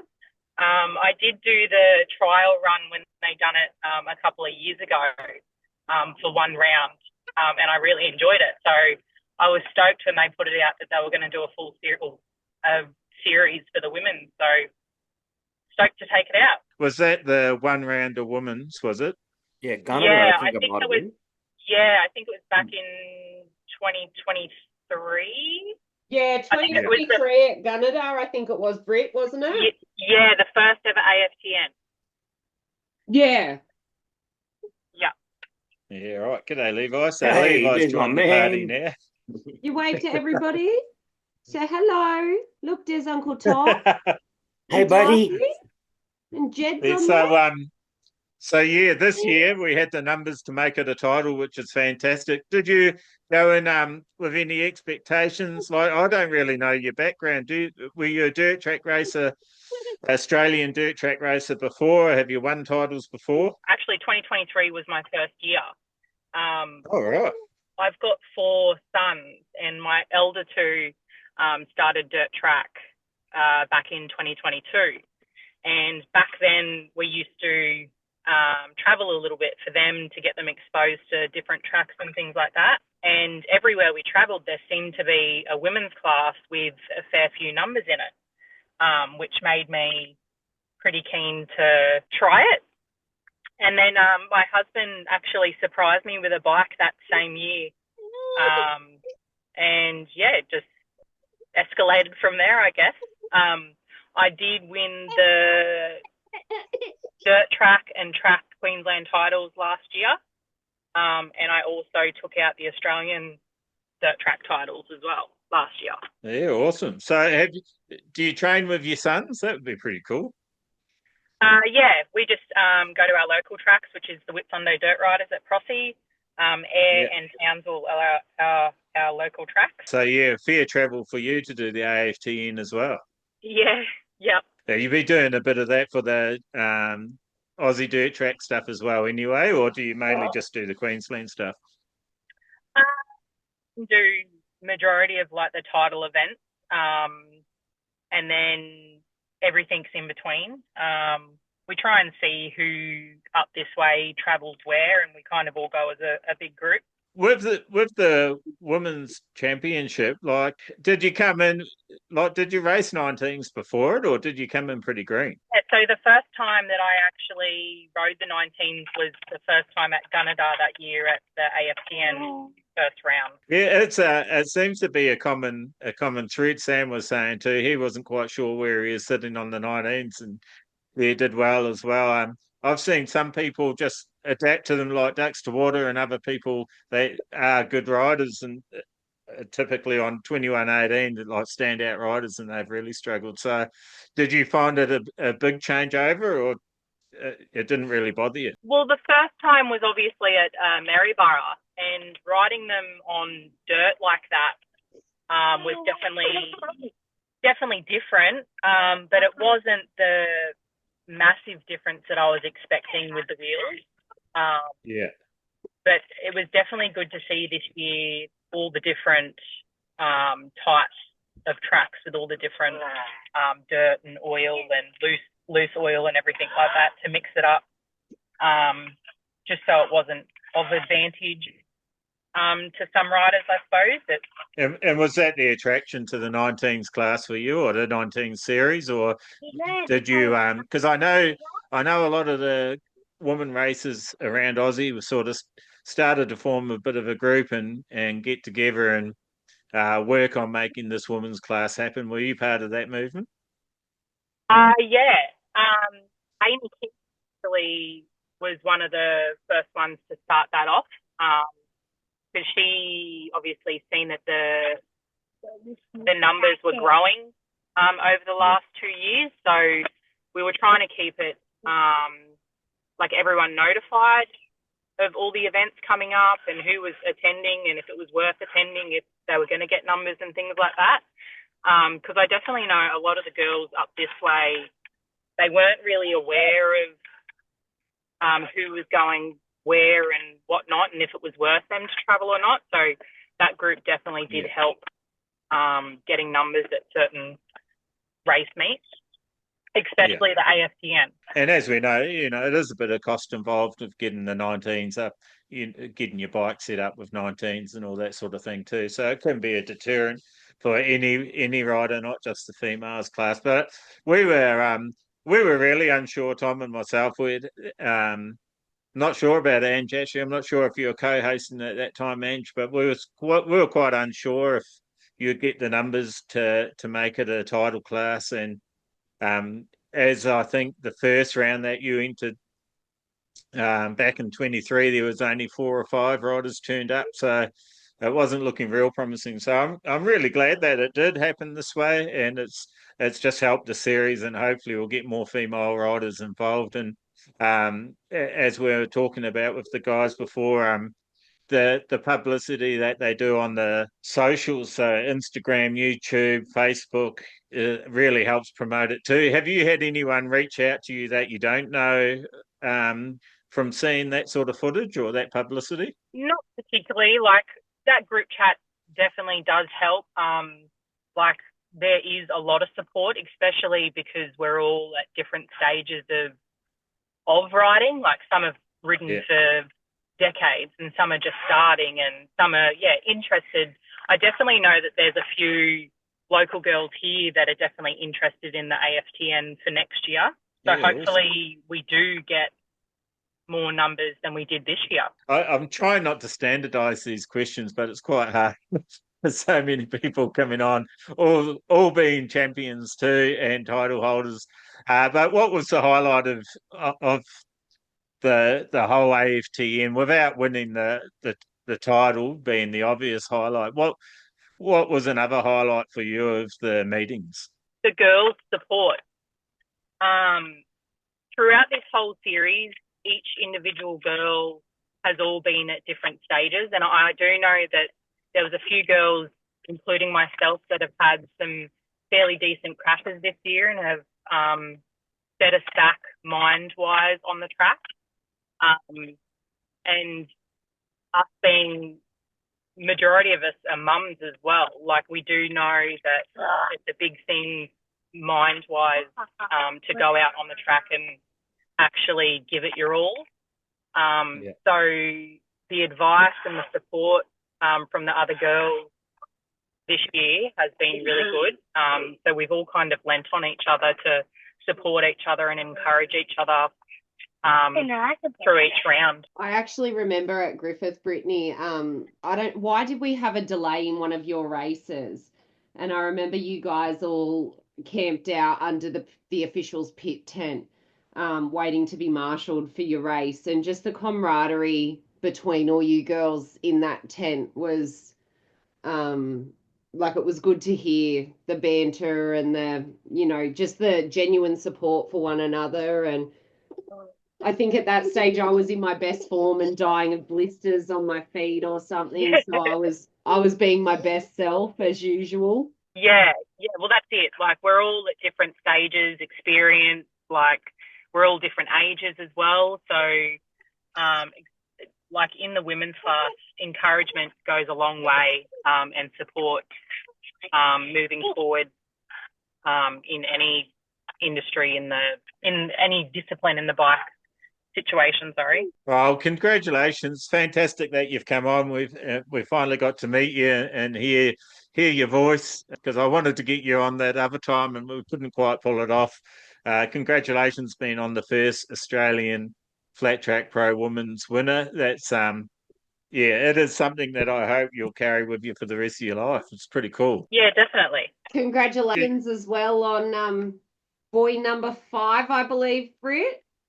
Yeah, really? So it turns out I had this baby in my belly through basically the whole of AFTN. So that's another history in the making. I definitely thought that, because obviously after Griffith I started following you on Instagram and I saw, like, obviously your announcement that there was to be another baby, and I thought, I'm like, typical girl, I'm like backtracking the dates, and I'm thinking, well, if she knows that it's a boy, she's obviously about this far pregnant. So that means that girl maths, that means she definitely would have been pregnant at Griffith. Wow, she rode while she was pregnant. That's really cool, I'm thinking. Yeah, it could be a movie in that. I'm pretty sure it would have been roughly around Maryborough, because I was trying to think, all right, probably shouldn't have ridden that event, shouldn't have ridden that event, shouldn't have ridden that event. I think there was like 3 or 4 titles where I probably shouldn't have been riding. If it makes you feel any better, Britt, my son was created at Gunnedah, so I've got a race bike baby too. So oh God. Okay, so we now have Ash Wilesmith join us as well. G'day, Ash. How you going? G'day. Sorry, mate. We're running a little bit behind. Tom was already waiting as well, but he's having dinner for 10 minutes, so we're good. Is he? Oh, good. He messaged you. Oh, yeah. Yeah. Oh, yep. Awesome. Yeah. So, welcome, mate. Congratulations on your becoming the first Aussie flat track twins champion. That's pretty cool as well, and especially on that bike, I think that's pretty impressive. We had a bit of a talk about a Gunnedah, and you were saying there's still a few things not quite right with it, but to get around Ryan New and take the win away from him, I have got the stats down here. Where did I put it? By 39 points, you took it out. So it was fairly tight in the end. Yeah, sure was. It was a hell of a bike, but as I say, there's a lot of things that I'd like to change on it. It's very much still a street bike. So, but yeah, I enjoyed riding it. I had an absolute ball in the series. So, hopefully bigger and better next year. Yeah, are you outside there or? No, inside. Bit of wind on your microphone, I think. Oh, you got a fan. It's pretty hot, is it? Yeah, it's got a fan. Got a fan going, trying to stay cool. I lost you. Hang on. You got us now?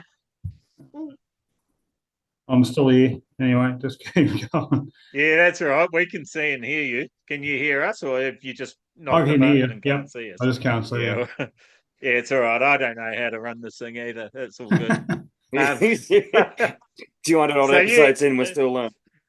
You have quite a racing background. Tom was actually telling me family's got quite a bit of racing background. What made you choose to come into the twin class?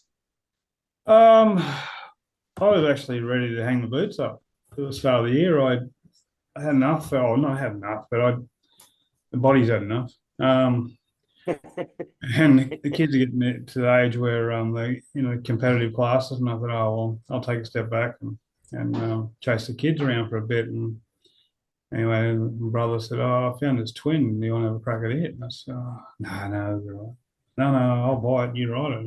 No, I'll be right. Yeah, right. So I'm buying it. You're right. Right. Okay.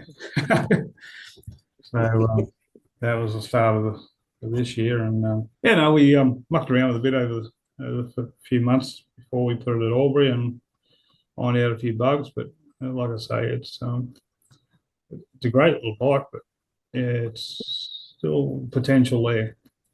Yeah, right. So just moving foot pegs around and that sort of stuff, like making the ergonomics a bit more comfortable, is that sort of the things? Because the engine package in those is pretty solid, isn't it? It is, but it'll only let you rev to about between 1,500 and 2,000 revs. So, but a red light comes on, it's changing gears left, right, and centre, trying to keep it happy. Did you experiment with gearing much then, or? Oh, a little bit. By Gunnedah, we thought we'd got it sorted out, but then when Goffey rocked up on that flat tracker and he's a single gear all the way around, geez, we've got a long way to go yet. So.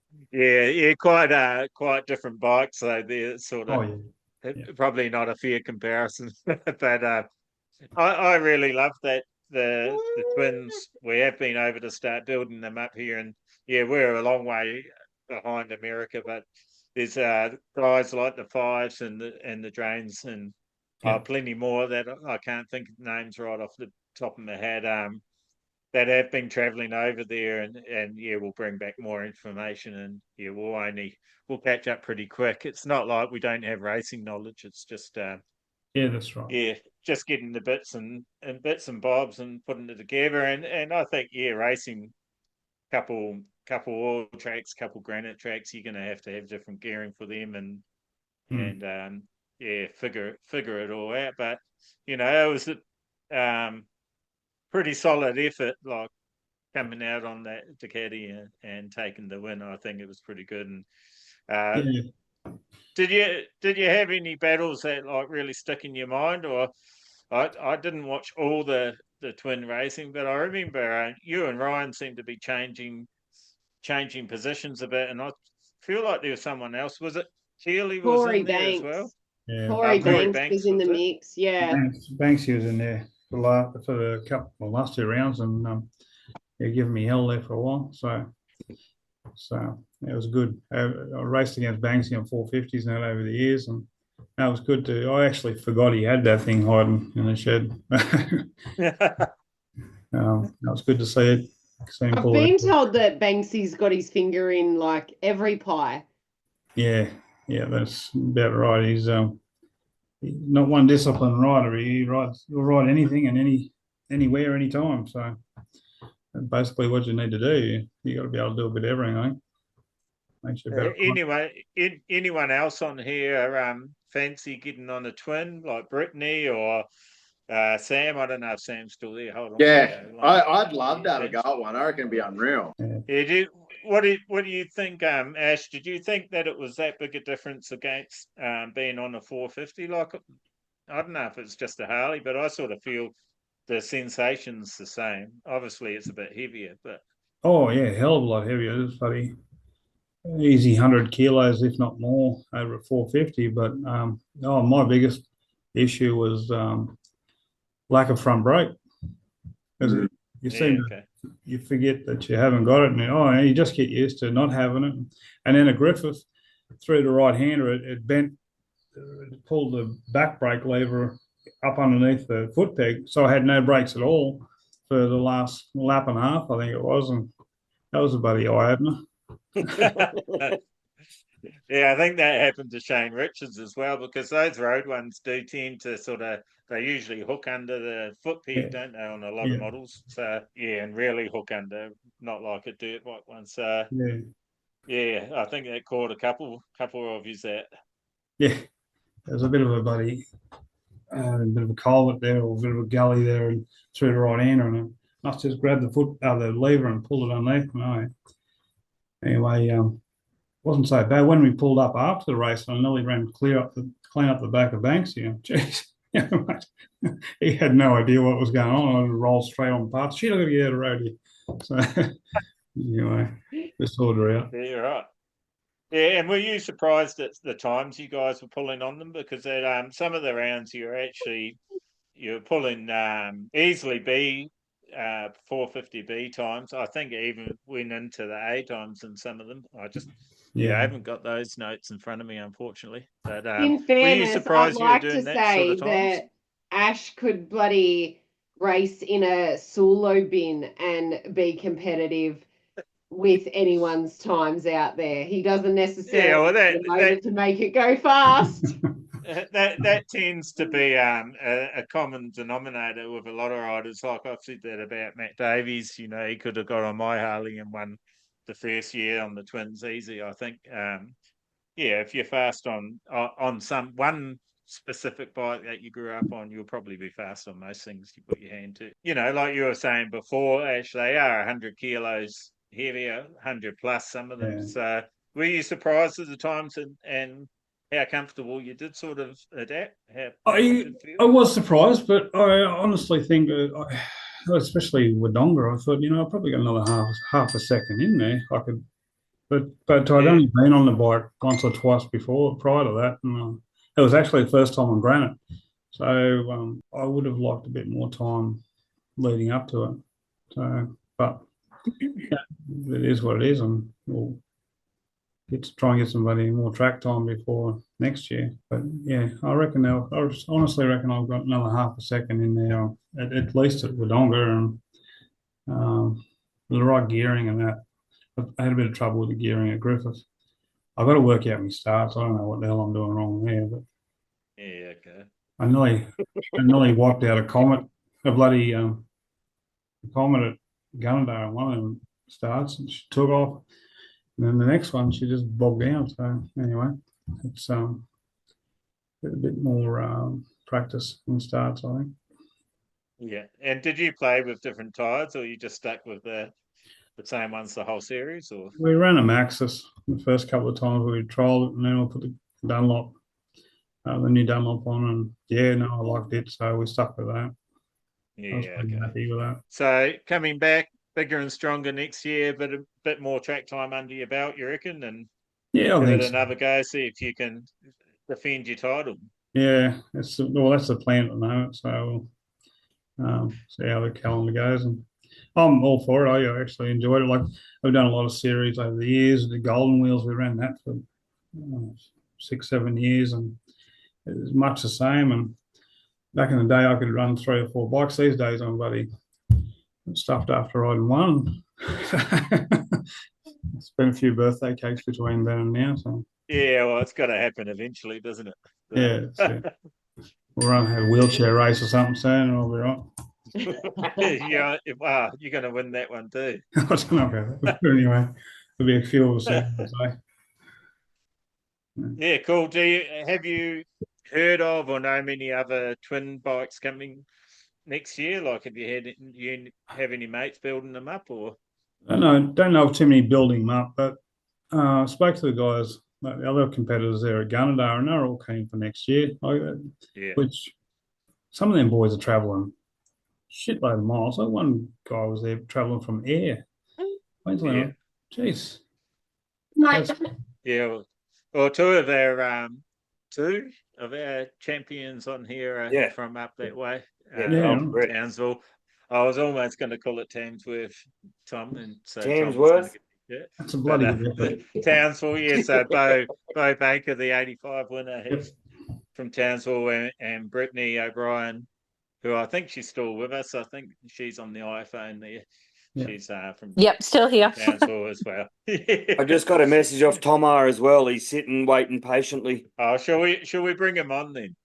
It's up to you. I'm just letting you know because you're not looking at your messages, you Wally. There's about 100 on there at the moment, so I am. I'm just not paying attention to them. Now I know what it's like being someone. Wow, what's what the cool kids wanted, like being wanted. Is that what it is you're going to say? Wants their attention, yeah. All right. Oh no. All right, so he should be here somewhere. Yeah, he's connecting his audio. I thought you said he was waiting. He is. He's there. Look at him. There he is. He's in the dark room. That looks a bit dodgy. What's going on, Tomer? Can't hear us yet. Should be able to. Did you unmute yourself? Yeah, he's unmuted. You talking to me? Yeah, no, the monkey behind you. Oh, sorry. You guys are muted. You're sitting in the dark room. We're not going to ask you what you've been up to in that dark room, but welcome on to the podcast, mate. Good to see you. This is bloody awesome, actually. I want to say now you're all here. Thank you very much for all of you coming on, even though a couple of you, and we're not going to mention your names too often, Beau, don't even know that this podcast exists. Brittaney might not either. I didn't get to ask her that. But now you do, so we expect to have at least 2 new followers. Tom Herick coming on. Congratulations, 2 years in a row, mate. You must be pretty stoked. You had a big year this year too. It's not over just yet. Yeah, what are your thoughts about it? Yeah, no, definitely a big year. Especially if competing early in the year and then heading over to the States and racing over there with everyone, and then coming back home and immediately racing in Albury and stuff. It's pretty big, and we stayed consistent. That's what mattered. And unfortunately, Tommy had that crash, and wish him all the best. I think he's on the mend a bit better now, so which is good to hear. But yeah, we ended up coming away for championship at the end of Gunnedah again. Did you a couple of rounds in? Did you think you still had a shot, or you just were playing that game of we'll wait and see?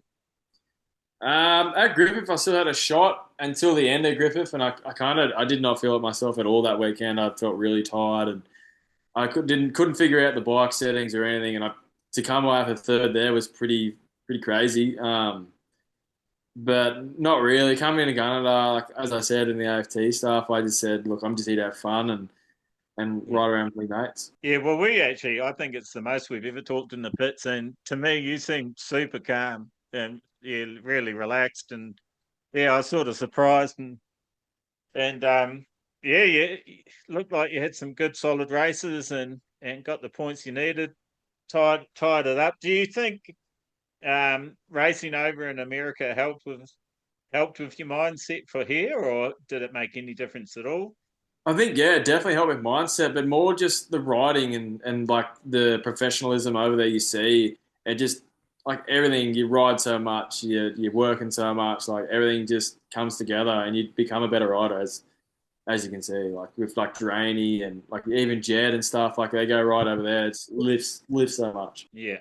Well, you say even Jed's just on the. I don't know if you can see him there, but I can.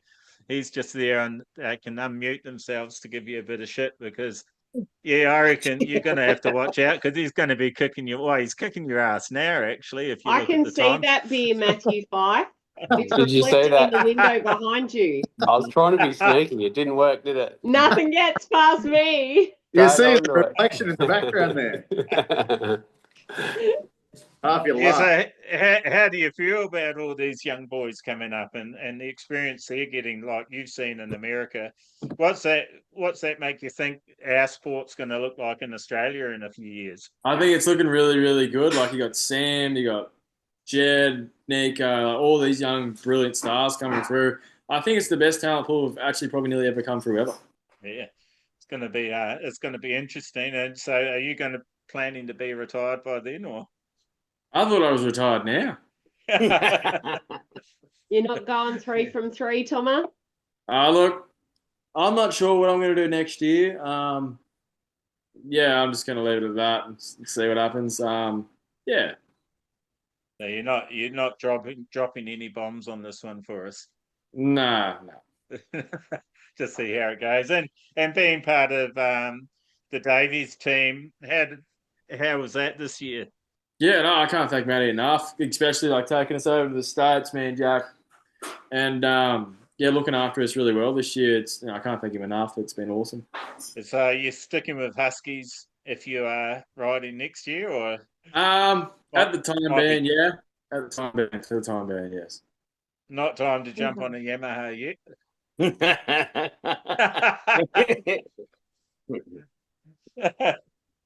Yeah, notice that Tom Northey's not saying anything. He's not biting, is he? Well, mate, yeah, I'm not saying a hell of a lot either. I'm not saying I may or may not know nothing. So we'll keep it as that. Oh, I was just saying because Thomas thinking, hold on, what the hell do you know? Cameron Dunker was looking pretty good on his Yamaha at Gunnedah there, so. All I've got to say is Jack Schliebs is going to look brilliant. Yeah, that little mongrel. I said at the start of that raffle, after I won the 250, obviously, in the Davies raffle to support Thomas' venture to America, when we advertised our raffle, Jack bought ticket number 21, I think was the winning ticket. He was the first of the Davies crew to buy a ticket. And I said, this is going to be ridiculous if one of these Davies boys win that raffle. When we drew it, I nearly fell over. I think in the live stream video, you see my face drop where I'm like, oh no, I don't even want to announce this because we caught so much shit. This seems rigged. Yeah, we caught so much shit that the Davies one was rigged, me winning the 250, and then for the Davies boys to obviously clean ours up. But everyone's going to ask for their money back now. They think the whole thing's rigged.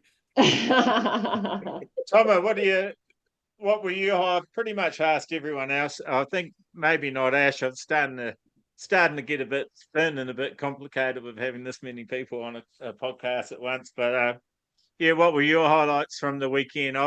From the series, obviously apart from winning it. Did you have any sort of major moments during those rounds? Any of the rounds that sort of made you go, yeah, this was awesome, want to keep doing this, or maybe it was the opposite. Maybe there was a time you're going, oh, fuck this, I'm over this. You have anything like that? Not a time where I was sort of like, no, I'm over this. I was sort of at Gunnedah, I was kind of just like, I don't know if I really want to be here, but we'll be here regardless and have a bit of fun. But I don't know. Like, was that because you got kicked out of the golf club, or? Yeah, I didn't have any idea. Apparently, I look, 15. I'm balding. You didn't know I was going to spring that one on you. Darcy knows all about that. It's all right. No, it's all right. I think at Albury, like I was so drained coming out, like just off the plane, like the day before, feeling pretty drained, and like to nearly get on the podium and then podium the next day. I was pretty ecstatic with that. Like the way I rode was definitely a lot better, but just didn't have the energy to really kind of, strive for race wins. But I mean, I come back from like 11th in one race and swept around the outside of like, well, I think I got like 4th or 5th in a race from 11th, and like in the last 3 laps I passed everyone. So it was pretty cool to see. Yeah. Yeah, no, I do remember you did that more than once, I think. You did that a I thought I was a big hero and could ride the inside, but it turns out I might be the outside sprint car guy and just run the outside.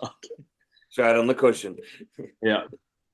So, no thoughts of jumping on a twin next year and giving a Nash a run for his money? If someone wants to donate me a twin, I'm all for it, all for it. Yeah, that sounds good. Ash looks a bit nervous, actually. Surely Darren can open the wallet. I'm sure Matt's got one in his shed somewhere. We've got Sam Hollands on here as well. He's pretty keen. So if someone wants to donate him a twin and donate Tomer a twin, that's 2 more twins in the class. So you'll be Matty slowly Fyffe building. looks like he's ready to rock and roll on a twin too. I've seen him on a bike over at Temora. He goes all right. Who was that? Matty Fyffe. He's muted too, so you're muted, Matty. Imagine having 18 twins. That's the way I look at it. Like it'd be unreal. Yeah. Oh, it'd be fantastic. Yeah. If I had mine, I'd be 100%. I'd be in that class, making a nuisance of myself. Yeah, it'd be nuts, I reckon, and the race would be unreal. Yeah. What were you saying there, Matty, when you were muted and you were giving me a mouthful? No, I just said I'm well past my prime, Ange. I'm pretty happy in the pits.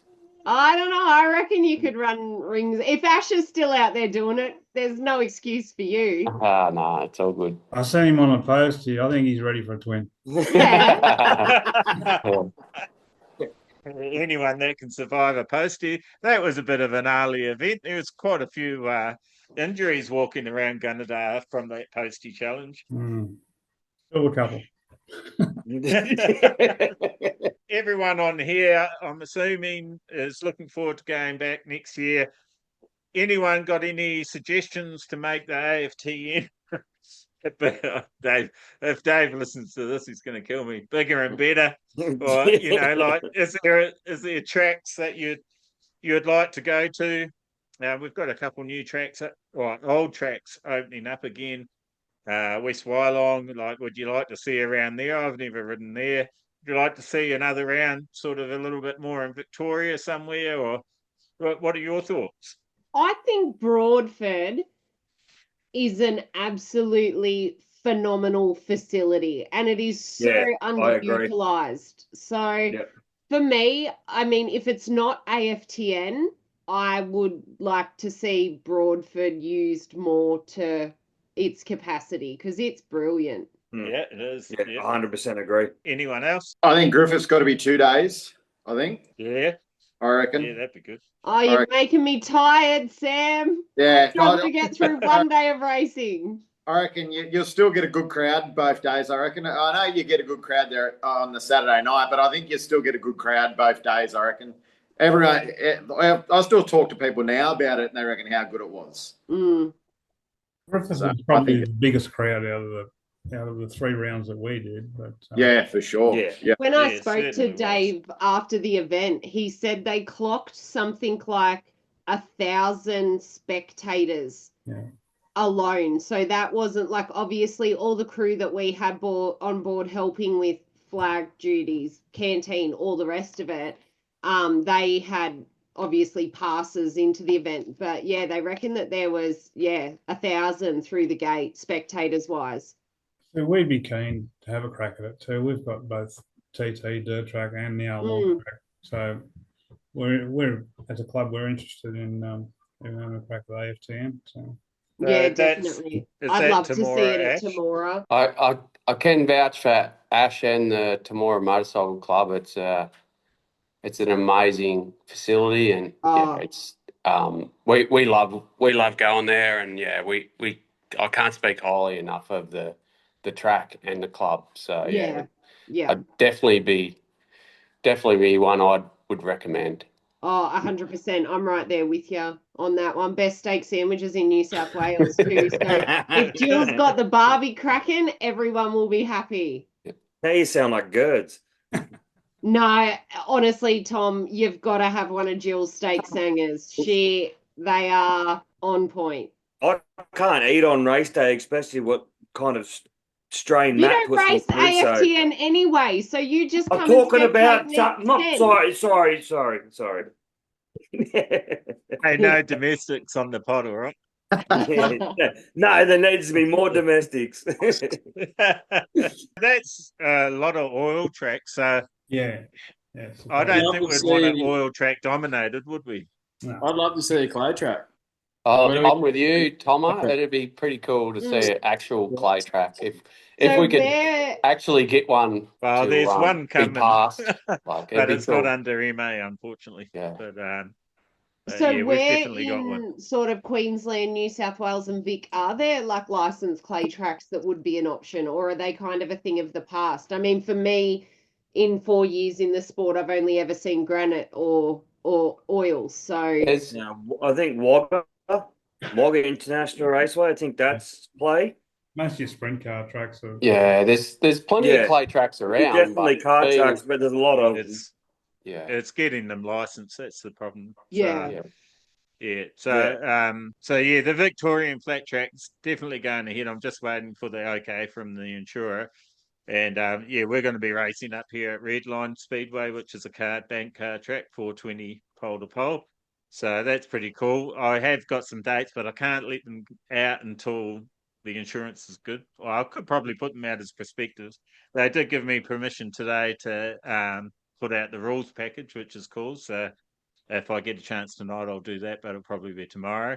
So if that's not run through MA, that's like a whole different kettle of fish, isn't it? Because obviously you guys are working under it, like you're not following obviously it's but it's pretty similar. It's not it would be. It's going to be through the AMCA. Okay. Instead of RSA now, so AMCA. And I need to ask a couple of questions about it because I'm not quite sure how it works, but they have a bridging license. I think it might just be for one-day events and not non-championship events. So if you if you have a MA license, apparently that covers you, but I'm not sure how that works. I have to look into that a bit more. And how does that go with like your officials and everything? Like, so obviously myself as an official, I'm MA accredited. And Ash is the same, obviously, with his accreditations as well. So how does that go when you're looking at these events in terms of holding, like, having to have that's key fine officials? because they want people that are knowledgeable in the sport and have experience in the sport. So that would be fine. You'd be able to just come across. Right. Okay. Under our MA. Yeah. Well, you just come under as a AMCA official, and because you've got that experience, I would nominate you as the promoter to be an official. Mm-hmm. Drop down your experience, and away we go. Yeah. Yeah. No, I've just been curious how it is because it has been one of my concerns. I don't want people to have. We want it to be affordable racing too. So you don't want people to have to be spending $2,000 a year on different affiliation licenses and that sort of stuff. I guess like the thing for me is like if you've got like if my accreditation as an MA official doesn't reflect over your association, then it's a lot of groundwork on the get-go before you can even get racing, basically. I mean, like it's taken me 4.5 years to get to where I am, and I've only just started, really. So we'll all be good. Don't stress. Oh, I'm not stressed. I'm just curious. We'll get there. Yeah, of course. It'll be good to see it. And I would love to. Well, everyone knows I have pros and cons about motorcycling Australia and reasons that I don't want to go with them, and there's reasons I'd love to go with them too. But every time I've tried to get a car track up and going, it's been shut down, and it might be because of the people that were in power at the time. I'm not sure, but I'm sick of being told no, so I'm finding another way to go about it. There's Pretty still fun, track though. inspections involved where, as you all know, I'm a racer. There's no way in hell. Also, it's my livelihood I'm putting on the line as well. I don't want to get sued by anybody. So we're not going to present a dangerous circumstances for anyone. It's pretty funny you'll how things probably have changed. you'll find the opposite will be oversensitive to dangerous situations. If it rains too much and we think it's no good, it'll be stopped. You know, like Dave did with up at Appen. You know, we'll turn it into a practice day rather than a race day. What were you saying, Ash? Years ago, I remember Dad used to talk about how they'd run race meetings here, and you'd have bikes, you'd have TQs, which are from Formula 500, and then they'd have stock cars the same day. And how the hell do you do that? They wouldn't let stock cars cut up the track. Oh, yeah. I said, and with the bike sliders, Jesus Christ, they must have made them tough back then.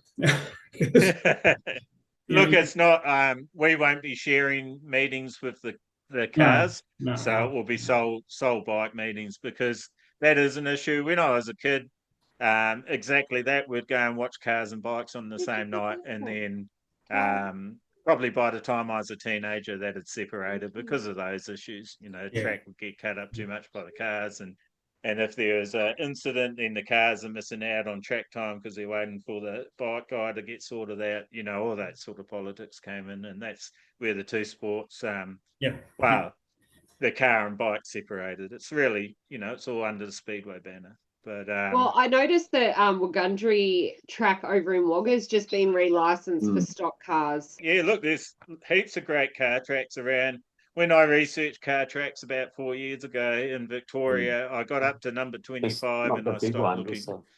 So, you know, there's a shitload of car tracks, and I rang up MB and I was trying to get Dalesford up and going at that time, because that's got mud bank walls instead of concrete walls. And they wouldn't have a bar of it. And I got told that there was enough bike tracks, and at that stage, Undera really wasn't running, Myrtleford wasn't running, but we had Broadford, Aubrey, and in the desert, Mildura, thank you. And apparently that's enough tracks in Victoria, you know. And I thought, that's bullshit. So, you know, and everyone you talk to, you know, with the series, you guys, we all love trying the different tracks, and it tests you as a rider and helps your skill set as well, especially for the guys that are coming up and learning.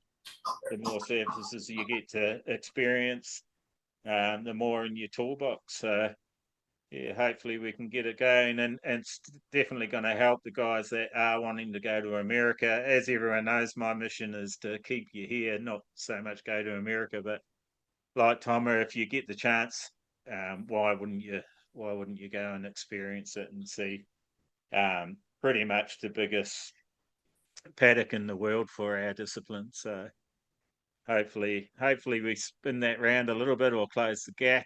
We've got a long way to go though, haven't we, Matt and Tomer? Yeah, we have for sure.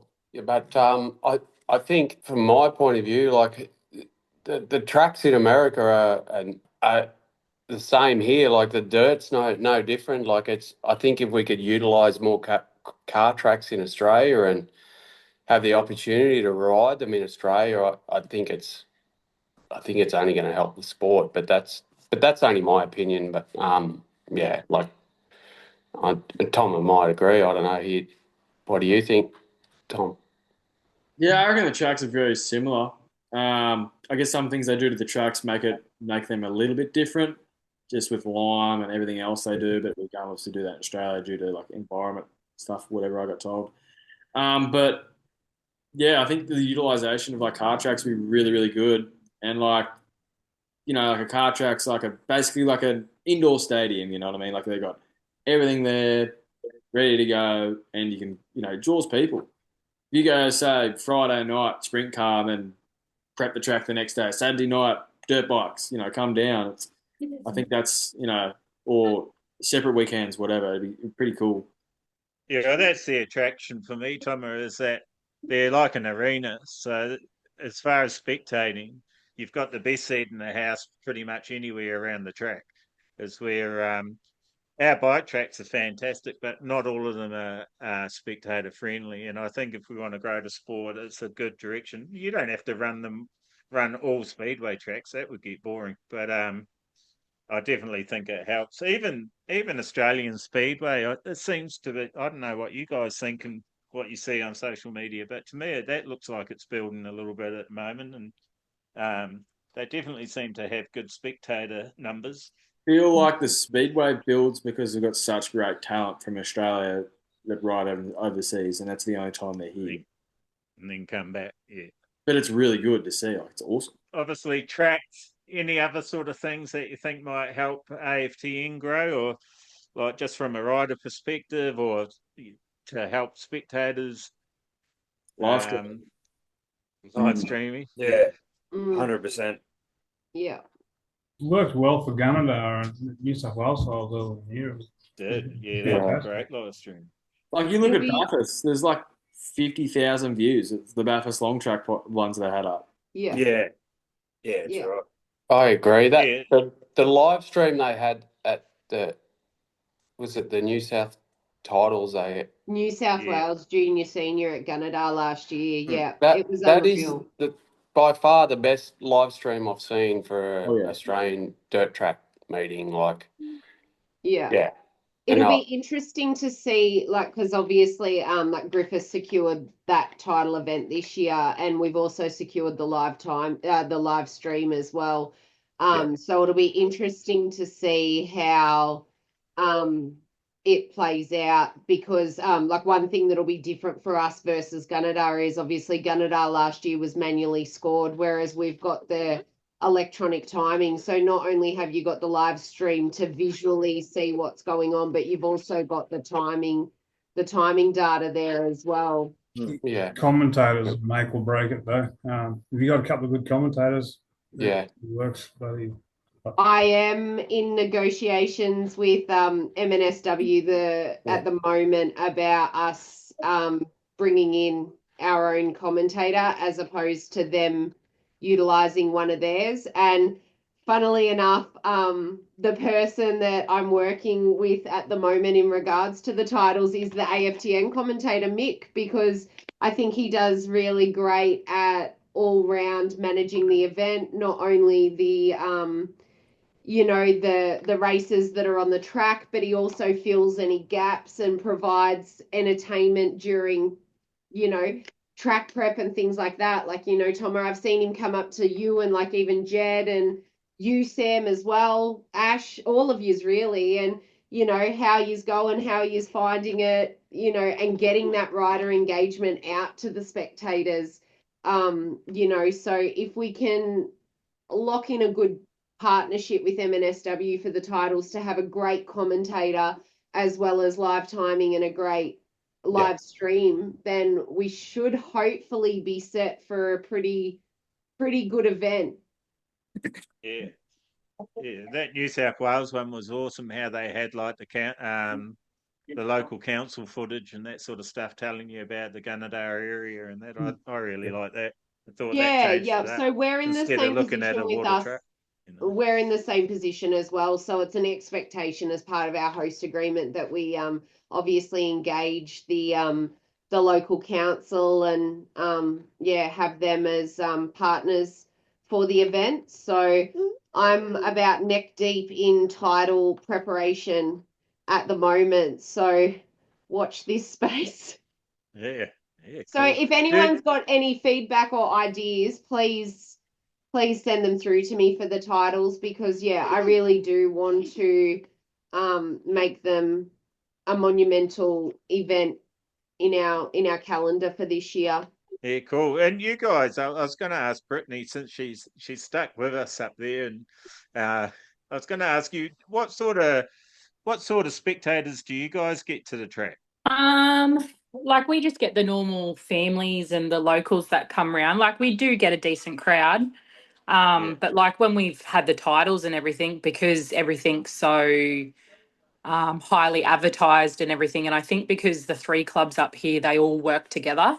So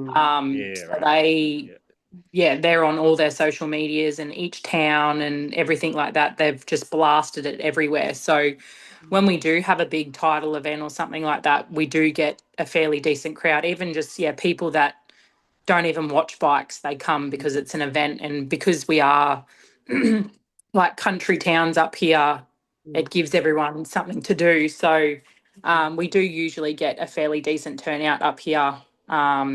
Or So even do they just do like posters and stuff, or like billboards, and like even locally here, there's like when they do speedway events and stuff like that, there's like a handful of older guys that have billboards basically on their ute, and they just update them every event that's coming up, and they put them on the highway, or as you come into Bowen At or Woolies, Townsville or with the something like that. billboard.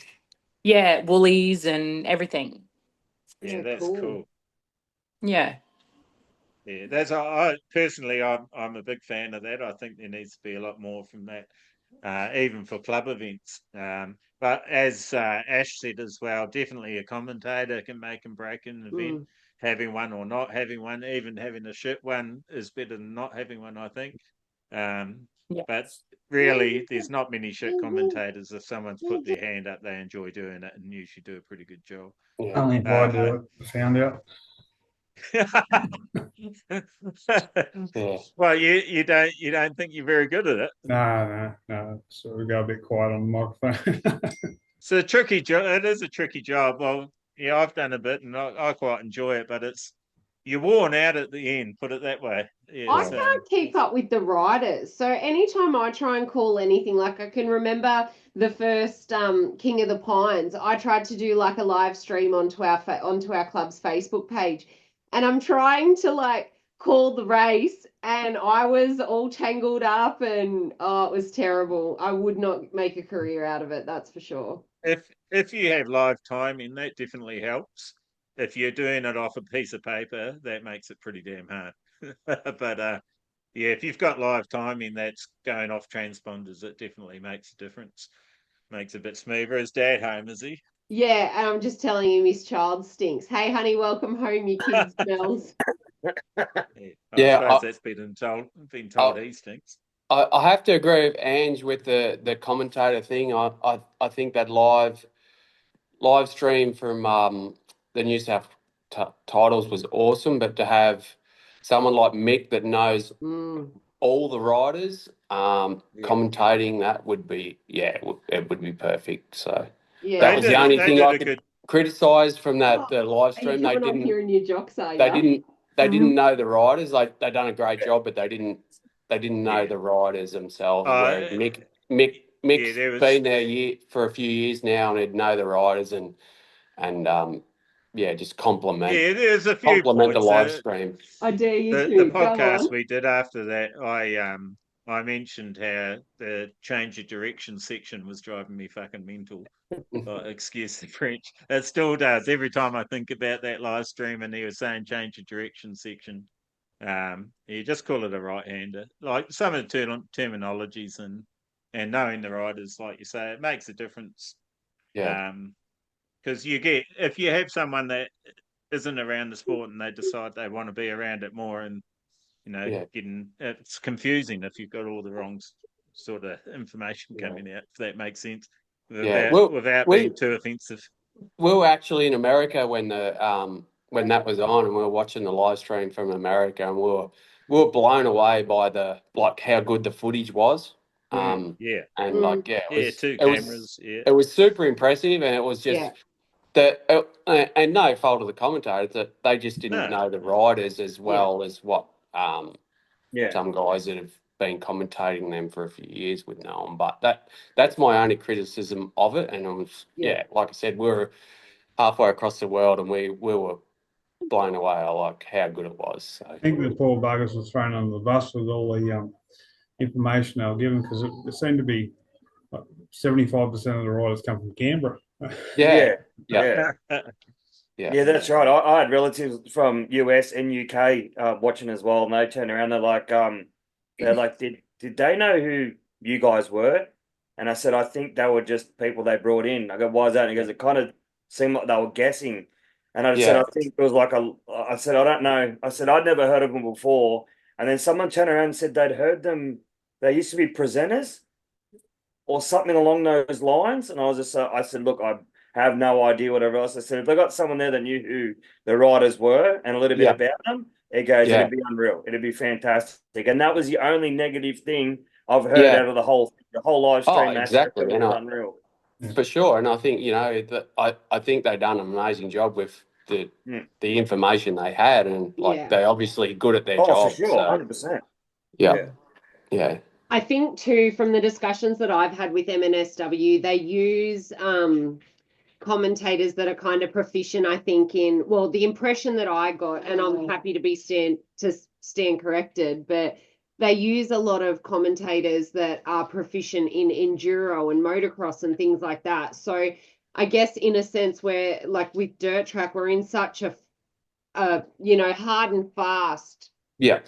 2.5 minutes, your race is over kind of thing, So it is, when you're watching someone, go around an enduro track, you see them once in 45 minutes, for a motocross track, it does slow the tempo down a lot, as opposed to obviously us where you're four laps and you're done sort of thing at top speed. And especially when you've got a good field of competition where everyone's coming in hot at the same time, like obviously with your motocross and your enduro, things tend to sort of spread out a little bit more. So that's, I think, one of my things with the titles is with Griffith having it this year that, I really want to make sure that we provide everyone possible the best experience and, make sure that I don't leave any stone unturned. So if you've got any requests or ideas, send them on through. Sounds good. When you were in America watching that, Matt, were some Americans watching it with you? What were their thoughts? It was more like a bunch of Australians in a garage watching it. But we drinking beer. We actually were at the drains, and we had Jason Griffin with us and his family and Jack and Cherie, and we all sat in there and we're having a couple of beers, and we all said the same thing, how like this is the best footage like we've seen it was in a long time. So we were super impressed, and like I said, if I had one small criticism, it would be, and like no fault of the commentators, they were only just dealing with the information they had, and they were a bit on the fly. But the two cameras and the drone and the council footage, and it was fantastic. We were so impressed. Like the whole lot of us said the same thing. Well, it was cool. Step forward over what's happened in the last few years. So we can only they can only get bigger and better. And definitely. Sure. Yeah. I remember like Gird's making it into like the Pro 450 repechage, and friends of mine from down at Albury are messaging me about Gird's performance in the repechage before I'm even like. It was like the transmission seemed to be that quick on the live stream that they knew what was happening before I was actually watching it happen on the track. Like I'm getting messages in real time going, oh my God, Girds is, taking out this repechage, and I'm going, oh shit, Girds is in first here, So it was good quality. So hopefully it's the same setup for July this year for us, and I can't wait. So it's everyone keen to see a 19-inch title in every state. So we're having the New South Wales ones. 25 and 26 will be the first New South Wales flat track titles, all in the same year because of the postponement of the 25 one. Would you'd like to see that in every state? Do you think we've got the numbers to support it yet, or not quite? 100%. Yeah. Yep, definitely. Yeah, for sure. I think I'm definitely New South Wales and Victoria, like obviously, and Queensland, like they're the three biggest states for dirt track / flat track. So for sure. And it's only getting bigger in each state. That's right. You're right. Yeah, I was going to say it's funny that Matt said that, because Victoria, we wouldn't have said that a few years back, or maybe 5 years back. But numbers are definitely growing. Western Australia, they're so far away, but they actually do they actually do race flat track over there amazingly.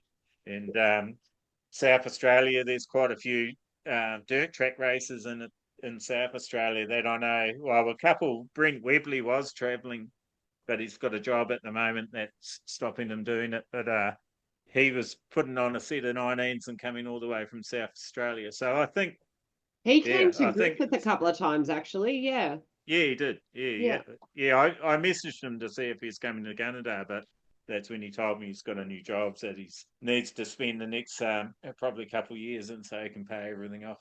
But that's what life gets in the way and does cause those fluctuations of riders.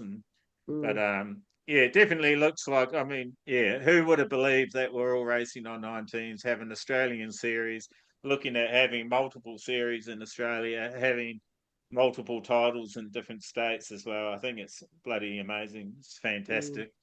3 years ago, as all of you will probably know, I was getting laughed at when I said I'm going to start selling the wheel sets. So I think it's a massive accomplishment, and all of you have been a big part of it. And I thank you for getting on board and giving it a crack and making it is what it is.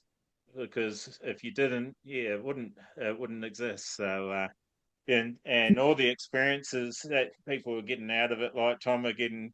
I think it was the last pod that you're on, Tommy. You were saying, you're getting too old and take the chances while you can, and you got to go to America. Hopefully, you get to go back again. Jed and Matt making the efforts to go over there every year and building a career path for Jed and. Yeah, we'll see what you bring on, Beau. You got to get out there in the 250s next year, and it's almost a shame that you couldn't stay in the 85s and try to back it up in a second year, isn't it? Yeah, yes and no. I learn more on the 250s, so definitely good to get on them. Yeah, no, it's going to be awesome, and you're going to defend your title, Brittaney. I should be. Yep. Should have this baby out and ready to go by July. Oh, Jesus. Just strap it on the back. Oh, no, I have to be on the front one. I'm always up for babysitting. I've got plenty of hands risen for that. Yeah, I could imagine. I'm the same with Levi as well. So that's one thing I like about the sport is the amount of help that's around. Yeah, I don't think you'll have a lack of babysitters. No. No one else is having a baby that hasn't told us. Tom, you're not having one, are you? No, I hope not. You hope not. I hope not. All right, I've got to love yous and leave yous. Duty calls. Thank you, everybody, for coming on. Everyone for coming on at the same time. We appreciate it so much. Darcy puts an extreme amount of work into it, and to get all you guys to come on at the one time and have a yarn to us and talk about the sport we love. Congratulations to each and every one of you on your accomplishments in 2025, and I can't wait to see you guys again in 26, hopefully backing it up. Can I just, before you go, Tom, can I just say a big thanks to yourself and Darcy for the podcast, and I think it's unreal, and it's good for the sport, and we appreciate what you guys do. I know it takes a lot of time, and just want to let you guys know that we appreciate it. So thank you. Well done. Oh, thanks. Yeah. No, I'm glad that I got over my nerves and ticked it off, because it took quite a while to start it up, because I keep worrying about what people would think about it and that sort of stuff instead of doing it. So we just got out there and did it instead. And like I said, just some of the things we stated just before is happening there. And I know the pod plays a small part in it. People like Dave Maddock as well, stepping up and saying what he saw with Sultan's the slide. He didn't think it was quite where his vision was taking the 19, so he stepped up and made the AFTN, and it's fantastic. And like Matt, you didn't have to thank me, Matt. I know you forced that one out, but not at all. If Tom didn't come on, Tom really didn't want to come on actually, and I still don't really want to come on for some reason. I come on 200 and something episodes later. I'm still here chin wagging with you. I reckon the first 4 or 5 pods he was pretty half cut, if not full cut. So, yeah. I reckon over his the mitts. live Now, stream look, one we did, I was half cut too. and yeah, of course, since we're thanking everyone, and it is sort of, I don't know if it actually is the last one of the year because we've got one more lined up, haven't we, Tom? And yeah, I think we've got one more, hopefully. But yeah, one more. Actually, but we're running out of time, actually. But Is it? What's the yeah, link? no, it's great. What's the link? Yeah, what was that, Tom? The leak. Oh, the leak. Oh, it might be a couple brothers. Yeah, that's all we can say at the moment. Duggins. We've already had them. Buddy, who's that? That's popped up on your screen there, Ange. What do you Look, it's a bigger version of Levi. How we going? Levi grew real quick. I agree. The lamb cutlets are good out here. What's going on? You said Behave, there's kids on here. Hey, that's all No. right. That's all right. I'm sure the kids, I'm sure the young fellas have heard a lot worse. All right, guys, take care. I'll see you later on. Good night. See you, Tommy. Bye, Tom. Bye. Yeah, awesome. So, yeah, it actually is almost a wrap anyway. I think we've sort of exhausted a lot of the stuff, and yeah, just reiterating thanks for coming on and congratulations to you all and having having 5 title holders and 6 champions. Unfortunately, Sam, it was a support class and it wasn't quite a title, but you you deserved your win, and it's still what a comeback. I mean, to take out the Clubman class. It was not by any means an easy class, I don't think. I think the competition level's still very high, and that's sort of what this series has done. Actually, it's pulled out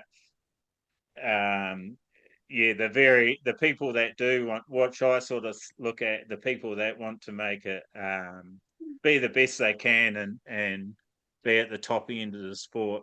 And I think with the way the format and qualifying is at the moment, it's scared off some of the people that could definitely get there one day, but might be a little bit timid of it at the moment. So we'll see what next year with the change of structure does, and see if it brings a few more numbers out, which I'm looking forward to seeing. And hopefully, I don't know what I'm doing yet, if I'm going to be on the bike or not. Have to decide, see what Santa brings. And wait to the new year. But isn't the calendar looking full already for lots of different events? So it's gonna come down to budget for a lot of folks, I think. So yeah, pick and choose, and hopefully you choose to be at all the AFTN rounds. If Maryborough is on the cards again, is there a schedule out that someone else told me prospective dates that I didn't see that email, but it was in the last competitor update, the proposed date. Well, the but date. It didn't say venues, did it? Yeah, I'm pretty sure it did. Oh right. Hang on. Yeah, I'm pretty certain it did. Yeah, I'm shocking on my. I'm shocking with the messages. Oh no, it might have just been dates. Yeah, I thought it was. Yeah, competitor update number 12, 2026 confidential update. This was back before Gunnedah though, so anticipated dates 25th and 26th of July, August the 29th and 30th, October 10th and 11th, and November 7th and 8th, and that was where they released the information regarding the class change for the Clubman. Oh yeah. I don't know. I don't think there's been another update. Can you please just read that class change one, because there was something I thought I read, but I didn't want to quote it because I couldn't remember. Yeah. So it says, as most of you are aware, a change to the Clubman class is required going forward because of Sam Hollands. After a lot of consultation, we will no longer run Clubman Open, but instead run an all powers up to 501cc over 35s class. While this does not alleviate all issues we have come against, it does help significantly with both issues you are aware of and other issues that you may not realise. We will also add a Pro 450B round podium in 2026 to better recognise the efforts of the riders in this group. Yeah, that's the bit that I wanted to quote, but I couldn't quite remember the facts. So, yeah, there will be more recognitions for the B group riders, which would be cool. Yeah. Rightio. So does that fire you up a bit more, Sam? I wanted to call you Scott again then. Yeah, you look like Scott. Maybe your parents named you the wrong name. yeah, no, I think they're doing the right thing, 100%. I reckon it's only going to move forward from that. I reckon for sure. Step forward, yeah, for sure. Definitely is. That's the thing. Before this year, like, because I didn't really know much about the Aftn and all that. I didn't even know they did a B, but they did the whole. You know, on the Instagram and that you don't see last year and that they didn't really show anything. Yeah. No. But yeah, so it's good if they're going to start supporting that as well, I think. Yeah, I think it helps draw riders in if they think they might have a bit of a shot. Now, if you think you've got no hope, you won't come. Yeah, like a lot of people, like, that's the kind of good thing with Clubman. A lot of the guys wouldn't go if they got rid of Clubman altogether. A lot of the younger guys probably wouldn't do the Pro 450 class because they're not at that level. And like, I don't blame them, because like some of them guys, like the top 10, not top 16 in Pro 450, like they're on another level. So I think like if you did get rid of all them guys altogether, like a lot of them wouldn't do it. But if they do the B class, there's still a class for them, kind of thing. Like, all for us, like it still kind of gives you that drive. Yeah, it doesn't matter what you call it, whether it's Clubman or with amateur 450 or whatever it be. Yeah. You know, you need that drive, especially coming straight out of juniors. You need to keep them interested, to keep them pushing themselves to go. Yeah. You just get pushed into the top class and get smashed. It brings you from here to bloody here real quick. Like And I think that's the biggest thing as well. Like, I know that's one of the discussions that I had quite frequently with different involvement I have throughout the sport is, you know, our pinnacle, like, you know, our top riders is this much of the sport. Then you've got everyone else who's not the top because they haven't got the experience. They haven't quite got the talent.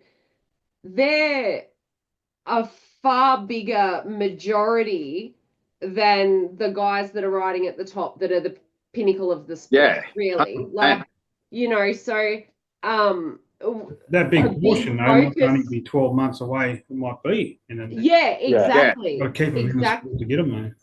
Exactly. And, you know, like we're talking, like, you know, there's obviously a focus about increased participation in the sport. You can't increase the riders at the pinnacle. Yeah, sure, there's a few riders in Australia who aren't riding at the moment. They're phenomenal riders and they would be 100% competitive if they were out there giving it a crack. But for whatever reason, life's gotten in the way. They're not the people that fundamentally at the end of the day are going to grow the sport. It's the guys that are down in that, you know, bigger majority that need that 12 months to improve and grow. So yeah, I think celebrating from a bottom level, I think encourages growth in the sport at that lower level. And you need to, otherwise you lose your numbers. Like, and you need your numbers there, otherwise it's a waste of time doing it. Yeah, for sure. Can't run a race meeting on 6 riders. Yeah, that's exactly right. Yeah. I've had the same discussion in regards to, you know, setting a standard with prize money and all the rest of it. Like, and I know, like I messaged you, Toma, about your thoughts on prize money and what place it has in the sport. I mean, at the end of the day, prize money only attracts to your top 3 riders. And generally, I can look at an entry list and be fairly confident on who my top 5 riders are going to be. Yeah. You know, so again, offering big prize money isn't going to, it helps, don't get me wrong, it's enticing for the top level riders to come, but it doesn't fill the cups of the people that are lower down the scale. It doesn't encourage them to enter. 2017, we ran probably the biggest prize money in Australian dirt track, and we still couldn't get the majority of the riders to come across the Blue Mountains. Yeah. They just wouldn't come. And it was sad because we thought that's what it would take. Yeah. But no.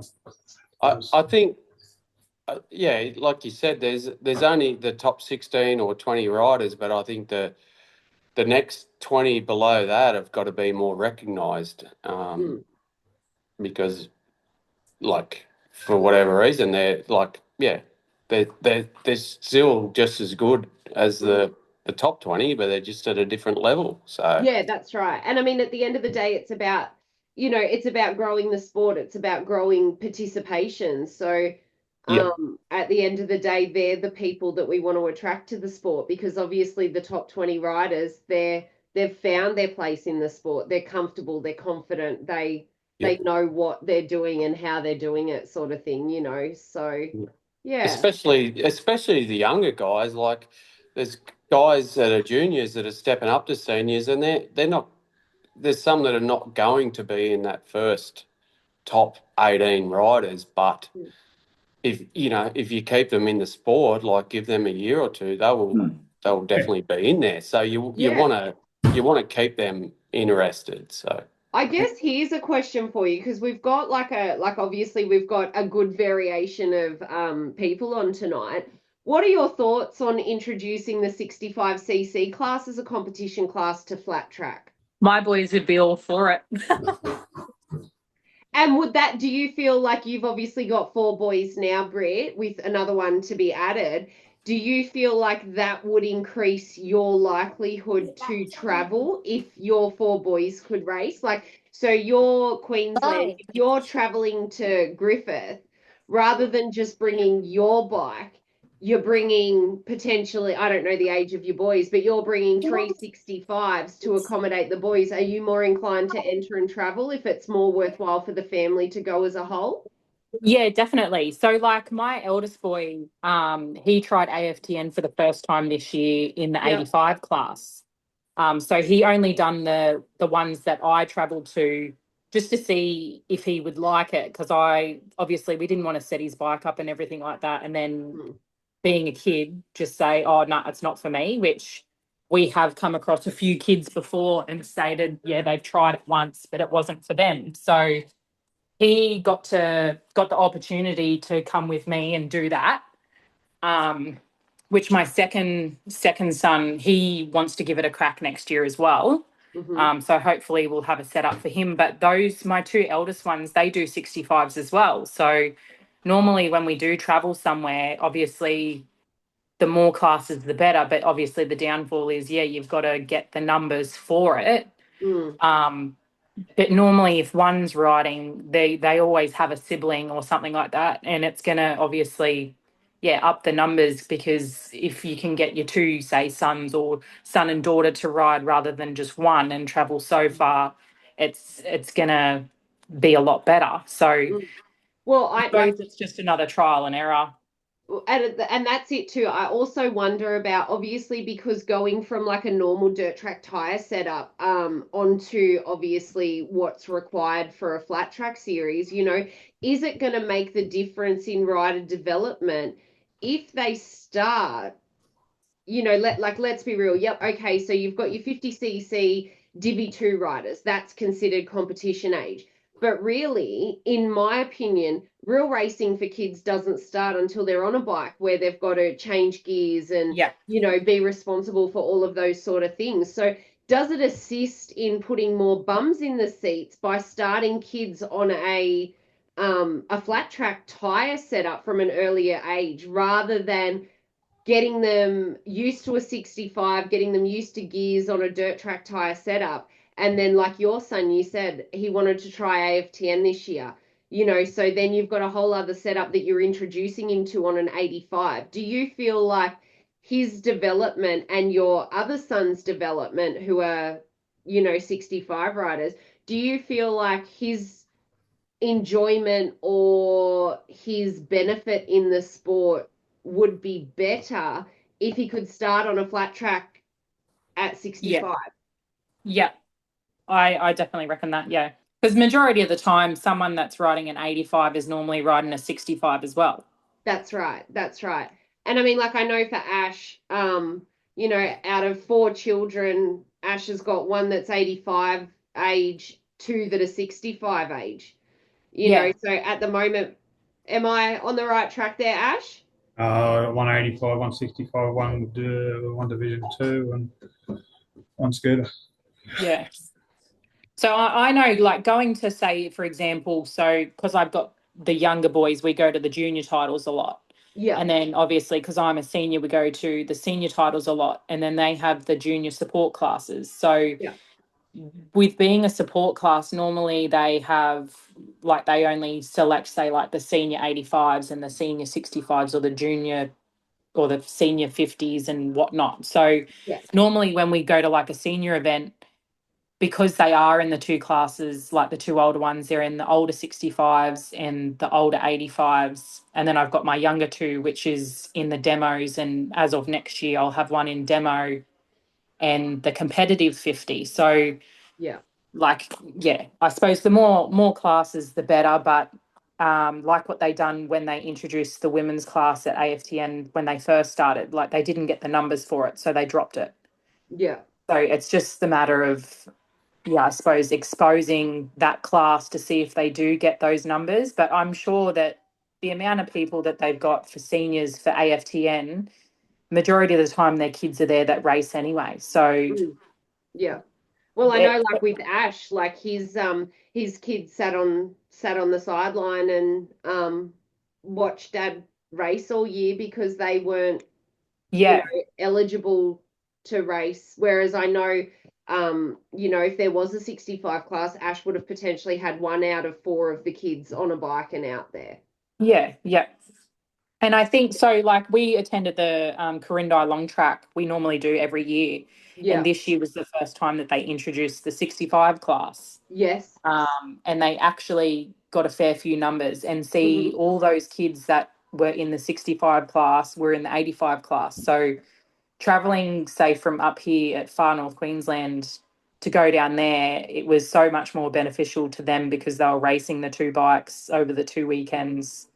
Or there's that option for the other siblings to do that as well, so you do get more numbers. But I suppose that's a risk that Dave will have to look at. Not only just from an AFTM perspective, it's about, like, obviously, the states are now breaking off into flat track. As Darcy said, we've got our first New South Wales flat track title. It's running, originally it was scheduled to run per the moms. So the moms put the starting class for flat track at an 85cc bike, so it's about growing flat track as a sub-discipline across the board. And finding out, obviously, feedback and things like that help us get those bums in seats, help our junior participation, help make it more cost effective for people like yourself and like Ash, who have kids in that younger age bracket where it could make all the difference if they can, enter their... I suppose all he would have to do is just put out an expression of interest, and I'm sure he would get the numbers. Yeah, definitely. So no, sorry guys, I sort of took over there for a sec. No, that's all right. That's doing your job. That's Dave's always said to me about, they want to run a tight calendar and a tight schedule, and he's always worried about having too many classes. So but I don't think I'm not against the 65. So for the Victorian flat track, I can tell you without launching them, but the class structure is going to be a non-comp class, and then it will start at 85s and junior 250s running in line with AFTN.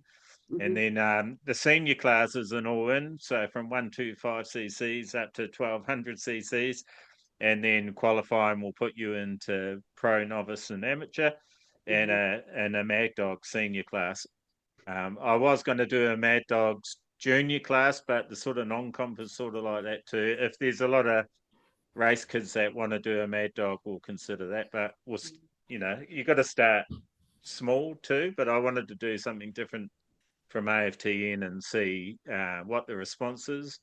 We might not get we might not get many non-comp kids, but looking around the pits, like you say at AFTN, there's a lot of race dads that have young ones that would love to come in and spin a few laps on their peewees, and they help fill out the junior and afternoon program, and then the juniors finals will be at the start of the evening, and the seniors would have done their qualifying and then into their heats and finals under lights. So that's hopefully will create a bit of space for dads to be able to spend time with their kids as well, instead of trying to rush to your heat and rush back to their heats and all that sort of thing as well. Create a bit of space. That's just a normal club day for us.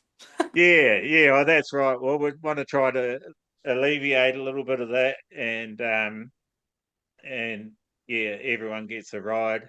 It's the 65s has been on my mind quite a bit, because I am and I'm not accommodating for them. So a 65 can go in the non-comp. If we get a lot of fast kids, then we'll have to make another class, or just separate groups and have two groups of non-comps. Because you do get non-comp kids at 12. It gets complicated. 12, 14, even 15 that have never raced and are a lot slower than an 8-year-old on a 65 or something similar to that. So yeah, we'll work that out as we go. But getting started is the important part. But yeah, just to let you know that the structure will be a little bit different than AFTN, and yeah, it will be interesting to see how it pans out. But definitely accommodating. I think that's how we lead to there, is accommodating to the younger riders. The other thing I want to see, surprise money's always been something I want to see. I want to see it more as an earning, some sort of stream eventually. Obviously, we've got a way to go, get some big backers. But I'd like to see from 1st to 10th take home money, which is a pretty big ask, but it's always been the top 3. So you'll know at the start of the meeting who like Ange was saying, pretty much.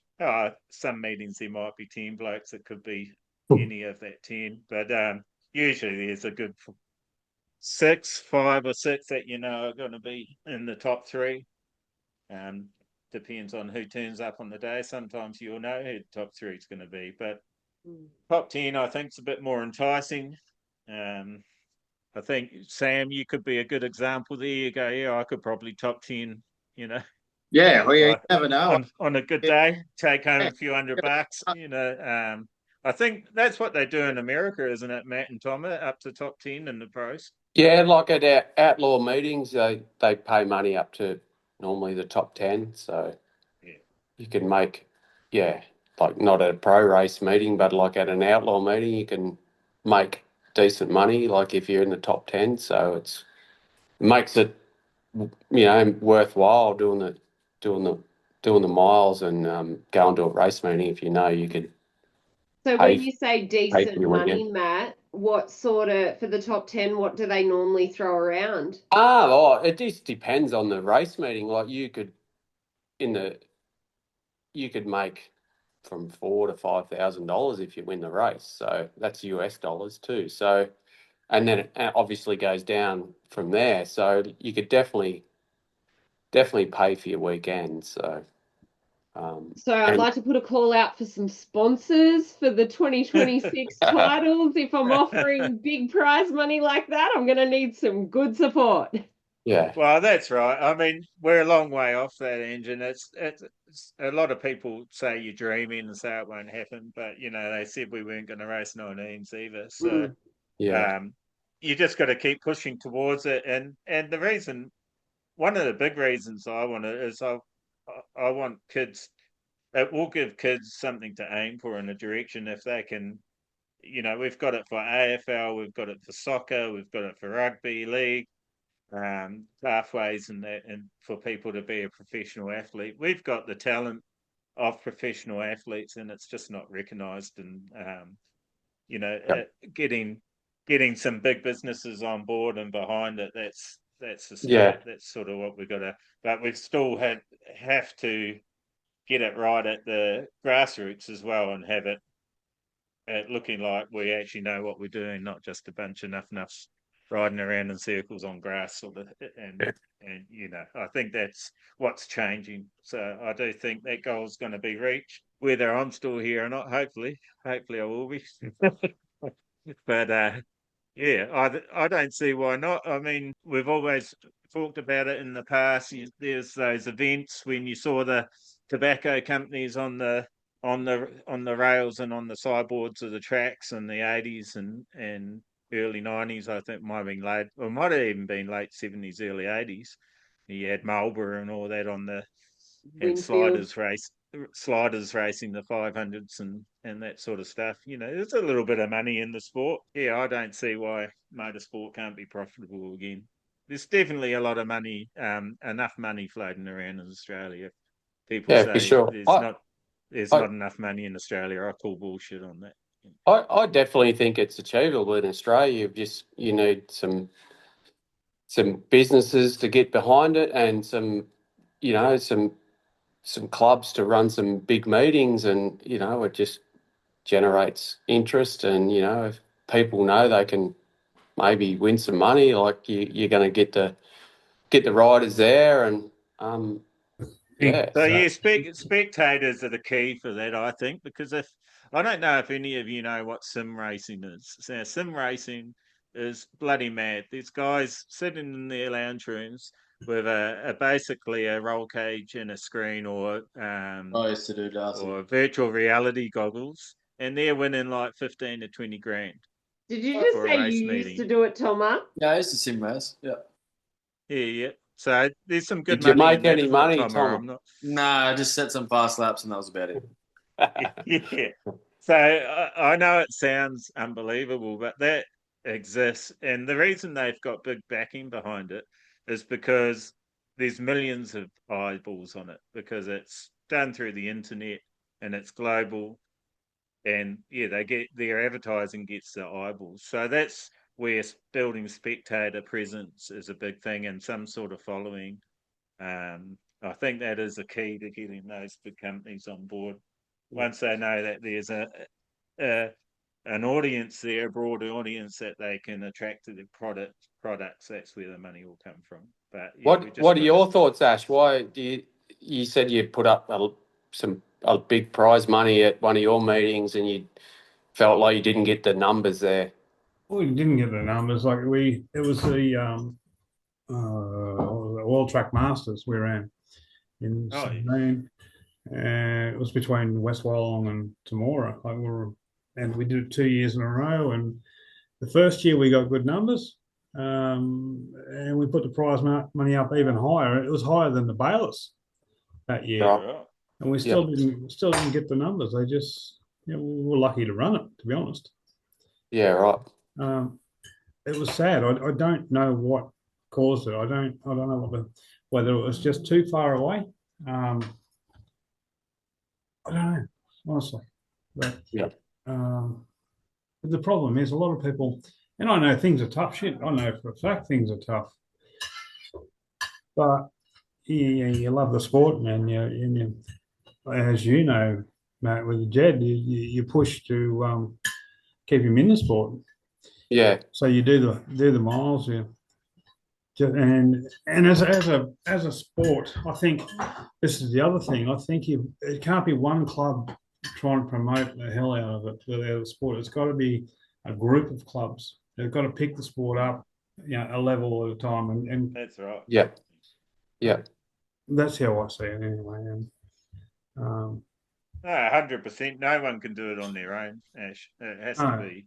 No. Has to be everyone joins together, and I'm actually surprised how many guys, like quite a few, came out and tried AFTN in the first year, and they judged it so quickly and quite harshly, and just gone back to dirt track, and that sort of did surprise me a bit, because some of those people were the people saying, "Oh, we want to see more professionalism and that sort of thing, and a series, and like you say, with the prize money, well, in life, I've been poor a few times, and like dead broke, and they were probably some of the happiest times of my life. Money's not everything, methanol two-stroke, you'll always be happy.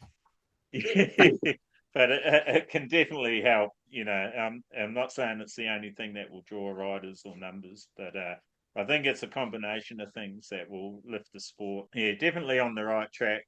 And it amazes me that someone hasn't had a red hot crack at doing it for dirt track. To me, that's not the direction. But see, like what Tom said, so our 3 clubs up here, so Proserpine, Townsville, and Ayr, work together for Whit Sunday Cup that we have up here at Proserpine each year. And each year, Benny Moran has tried to jack the prize money up for the Dash for Cash each year. And because the 3 clubs work together, they get all the 3 local sponsors and whatever. And he was paying prize money down to, I think it was 5th place, because they were getting that many donations and everything in because of it. So yeah, and I'm pretty sure the first That was a prize couple was getting about, $1,000 too for first place. yeah. And yeah, they just kept getting so many sponsors, they kept going down the line. Like, yeah, I think it was up to 5th place that someone was getting at least a couple of $100. Yeah. Just to try and get numbers. He said that was the main thing, just trying to get people to come up Yeah. to North Queensland. And it definitely did work this year. And he's obviously trying to make it grow each year. But that's like what Tom said. He goes, the 3 clubs are working together and promoting it as much as they can up here. And I suppose it did definitely increase the numbers. Like we were getting people from New South Wales to come up for Whit Sunday Cup. So yeah, maybe that's a good point. Like you said, maybe it is, if you get prize money to down to the top 10, like, it's going to entice a lot more people to go, because I think, well, I'm not going to get top 3, but I'm a good chance to be top 10, and maybe pay for my money to go, or pay for my entry fees. So it might entice more people. Like if you spread that prize money over the top 10, like obviously you can't do it in every class you have there, but in the main classes you could. In your premier classes. And Yeah. I think like even Franco, I think the year before, he randomly, as of the day of Whit Sunday Cup, he put money on. Like he didn't tell anyone, but it was announced when everyone got podium that whoever got onto the podium, or whoever stood out for the night or anything like that, in his eyes, he ended up giving them a voucher, or I think it was money and a card or something, and that was Franco's donation to the event. Yeah, no, I think that would help. I don't know how factual, because I haven't got a statement from anyone, but I'm pretty sure the numbers were up quite a bit more when Aftn said that if you didn't qualify, you get your money back, get your rider fees back. I think that was an enticement that worked. You still do get half your entry fee back if you don't qualify. It's just hidden in the fine print. Wasn't it the first year? Wasn't it your full entry fee? I'm not sure. I don't do anything in regards to entry fees or anything like that. That's Neil looks after himself in that regard. So yeah, I'm not too sure. I think it was, Darcy. Like in the first year, I think it was your entry fee back. Yeah, it was. Yeah, and then I think from then on, it's been 50% back or something. I believe. Heaps of food for thought on this one. That's for sure. We're in a different direction than I was expecting, but no, it's great to have all your point of views and perspectives on flat track in Australia, and yeah, I just can't say it enough. I know I've said it quite a few times, but I'm really happy at where we're at, and looking forward to seeing where it goes, and hopefully it's upwards and onwards, and you'll have a few more seasons up your sleeve, and if you do choose to retire, you support another rider that's up and coming, or something like that, because there's a lot of avenues, as we know. That's sort of what I'm considering at the moment, maybe giving a bike to someone and doing that again next year instead of riding myself. Sort of hard to do promoting and racing and take footage and try to get more eyeballs on the sport when you're cutting laps and you're exhausted after every race. For sure. But But yeah, we'll keep pushing forward, and all the best for your 2026 seasons. I'm sure I'll see you all around at track anyway. And thanks once again for coming on, guys, taking time out of your evenings. Tom, I think I figured out why you're in that dark room. You were having a nap then, weren't you? No. I'm not that old, but a couple of years. Yeah, you look like you're relaxing pretty good there. So, no, thanks so much, guys.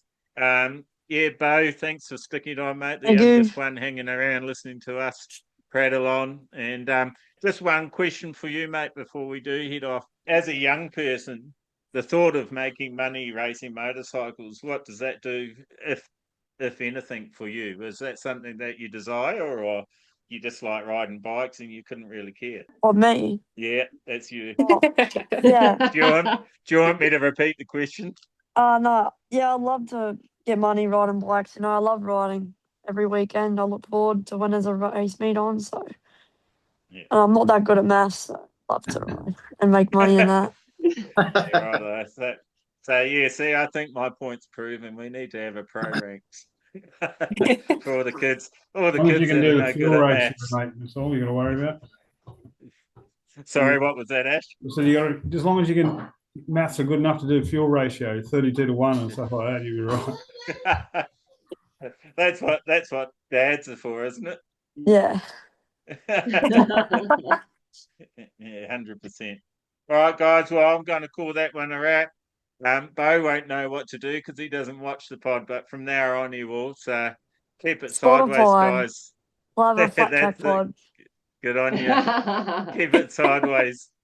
Go Flat Tracker. Go Flat Tracker.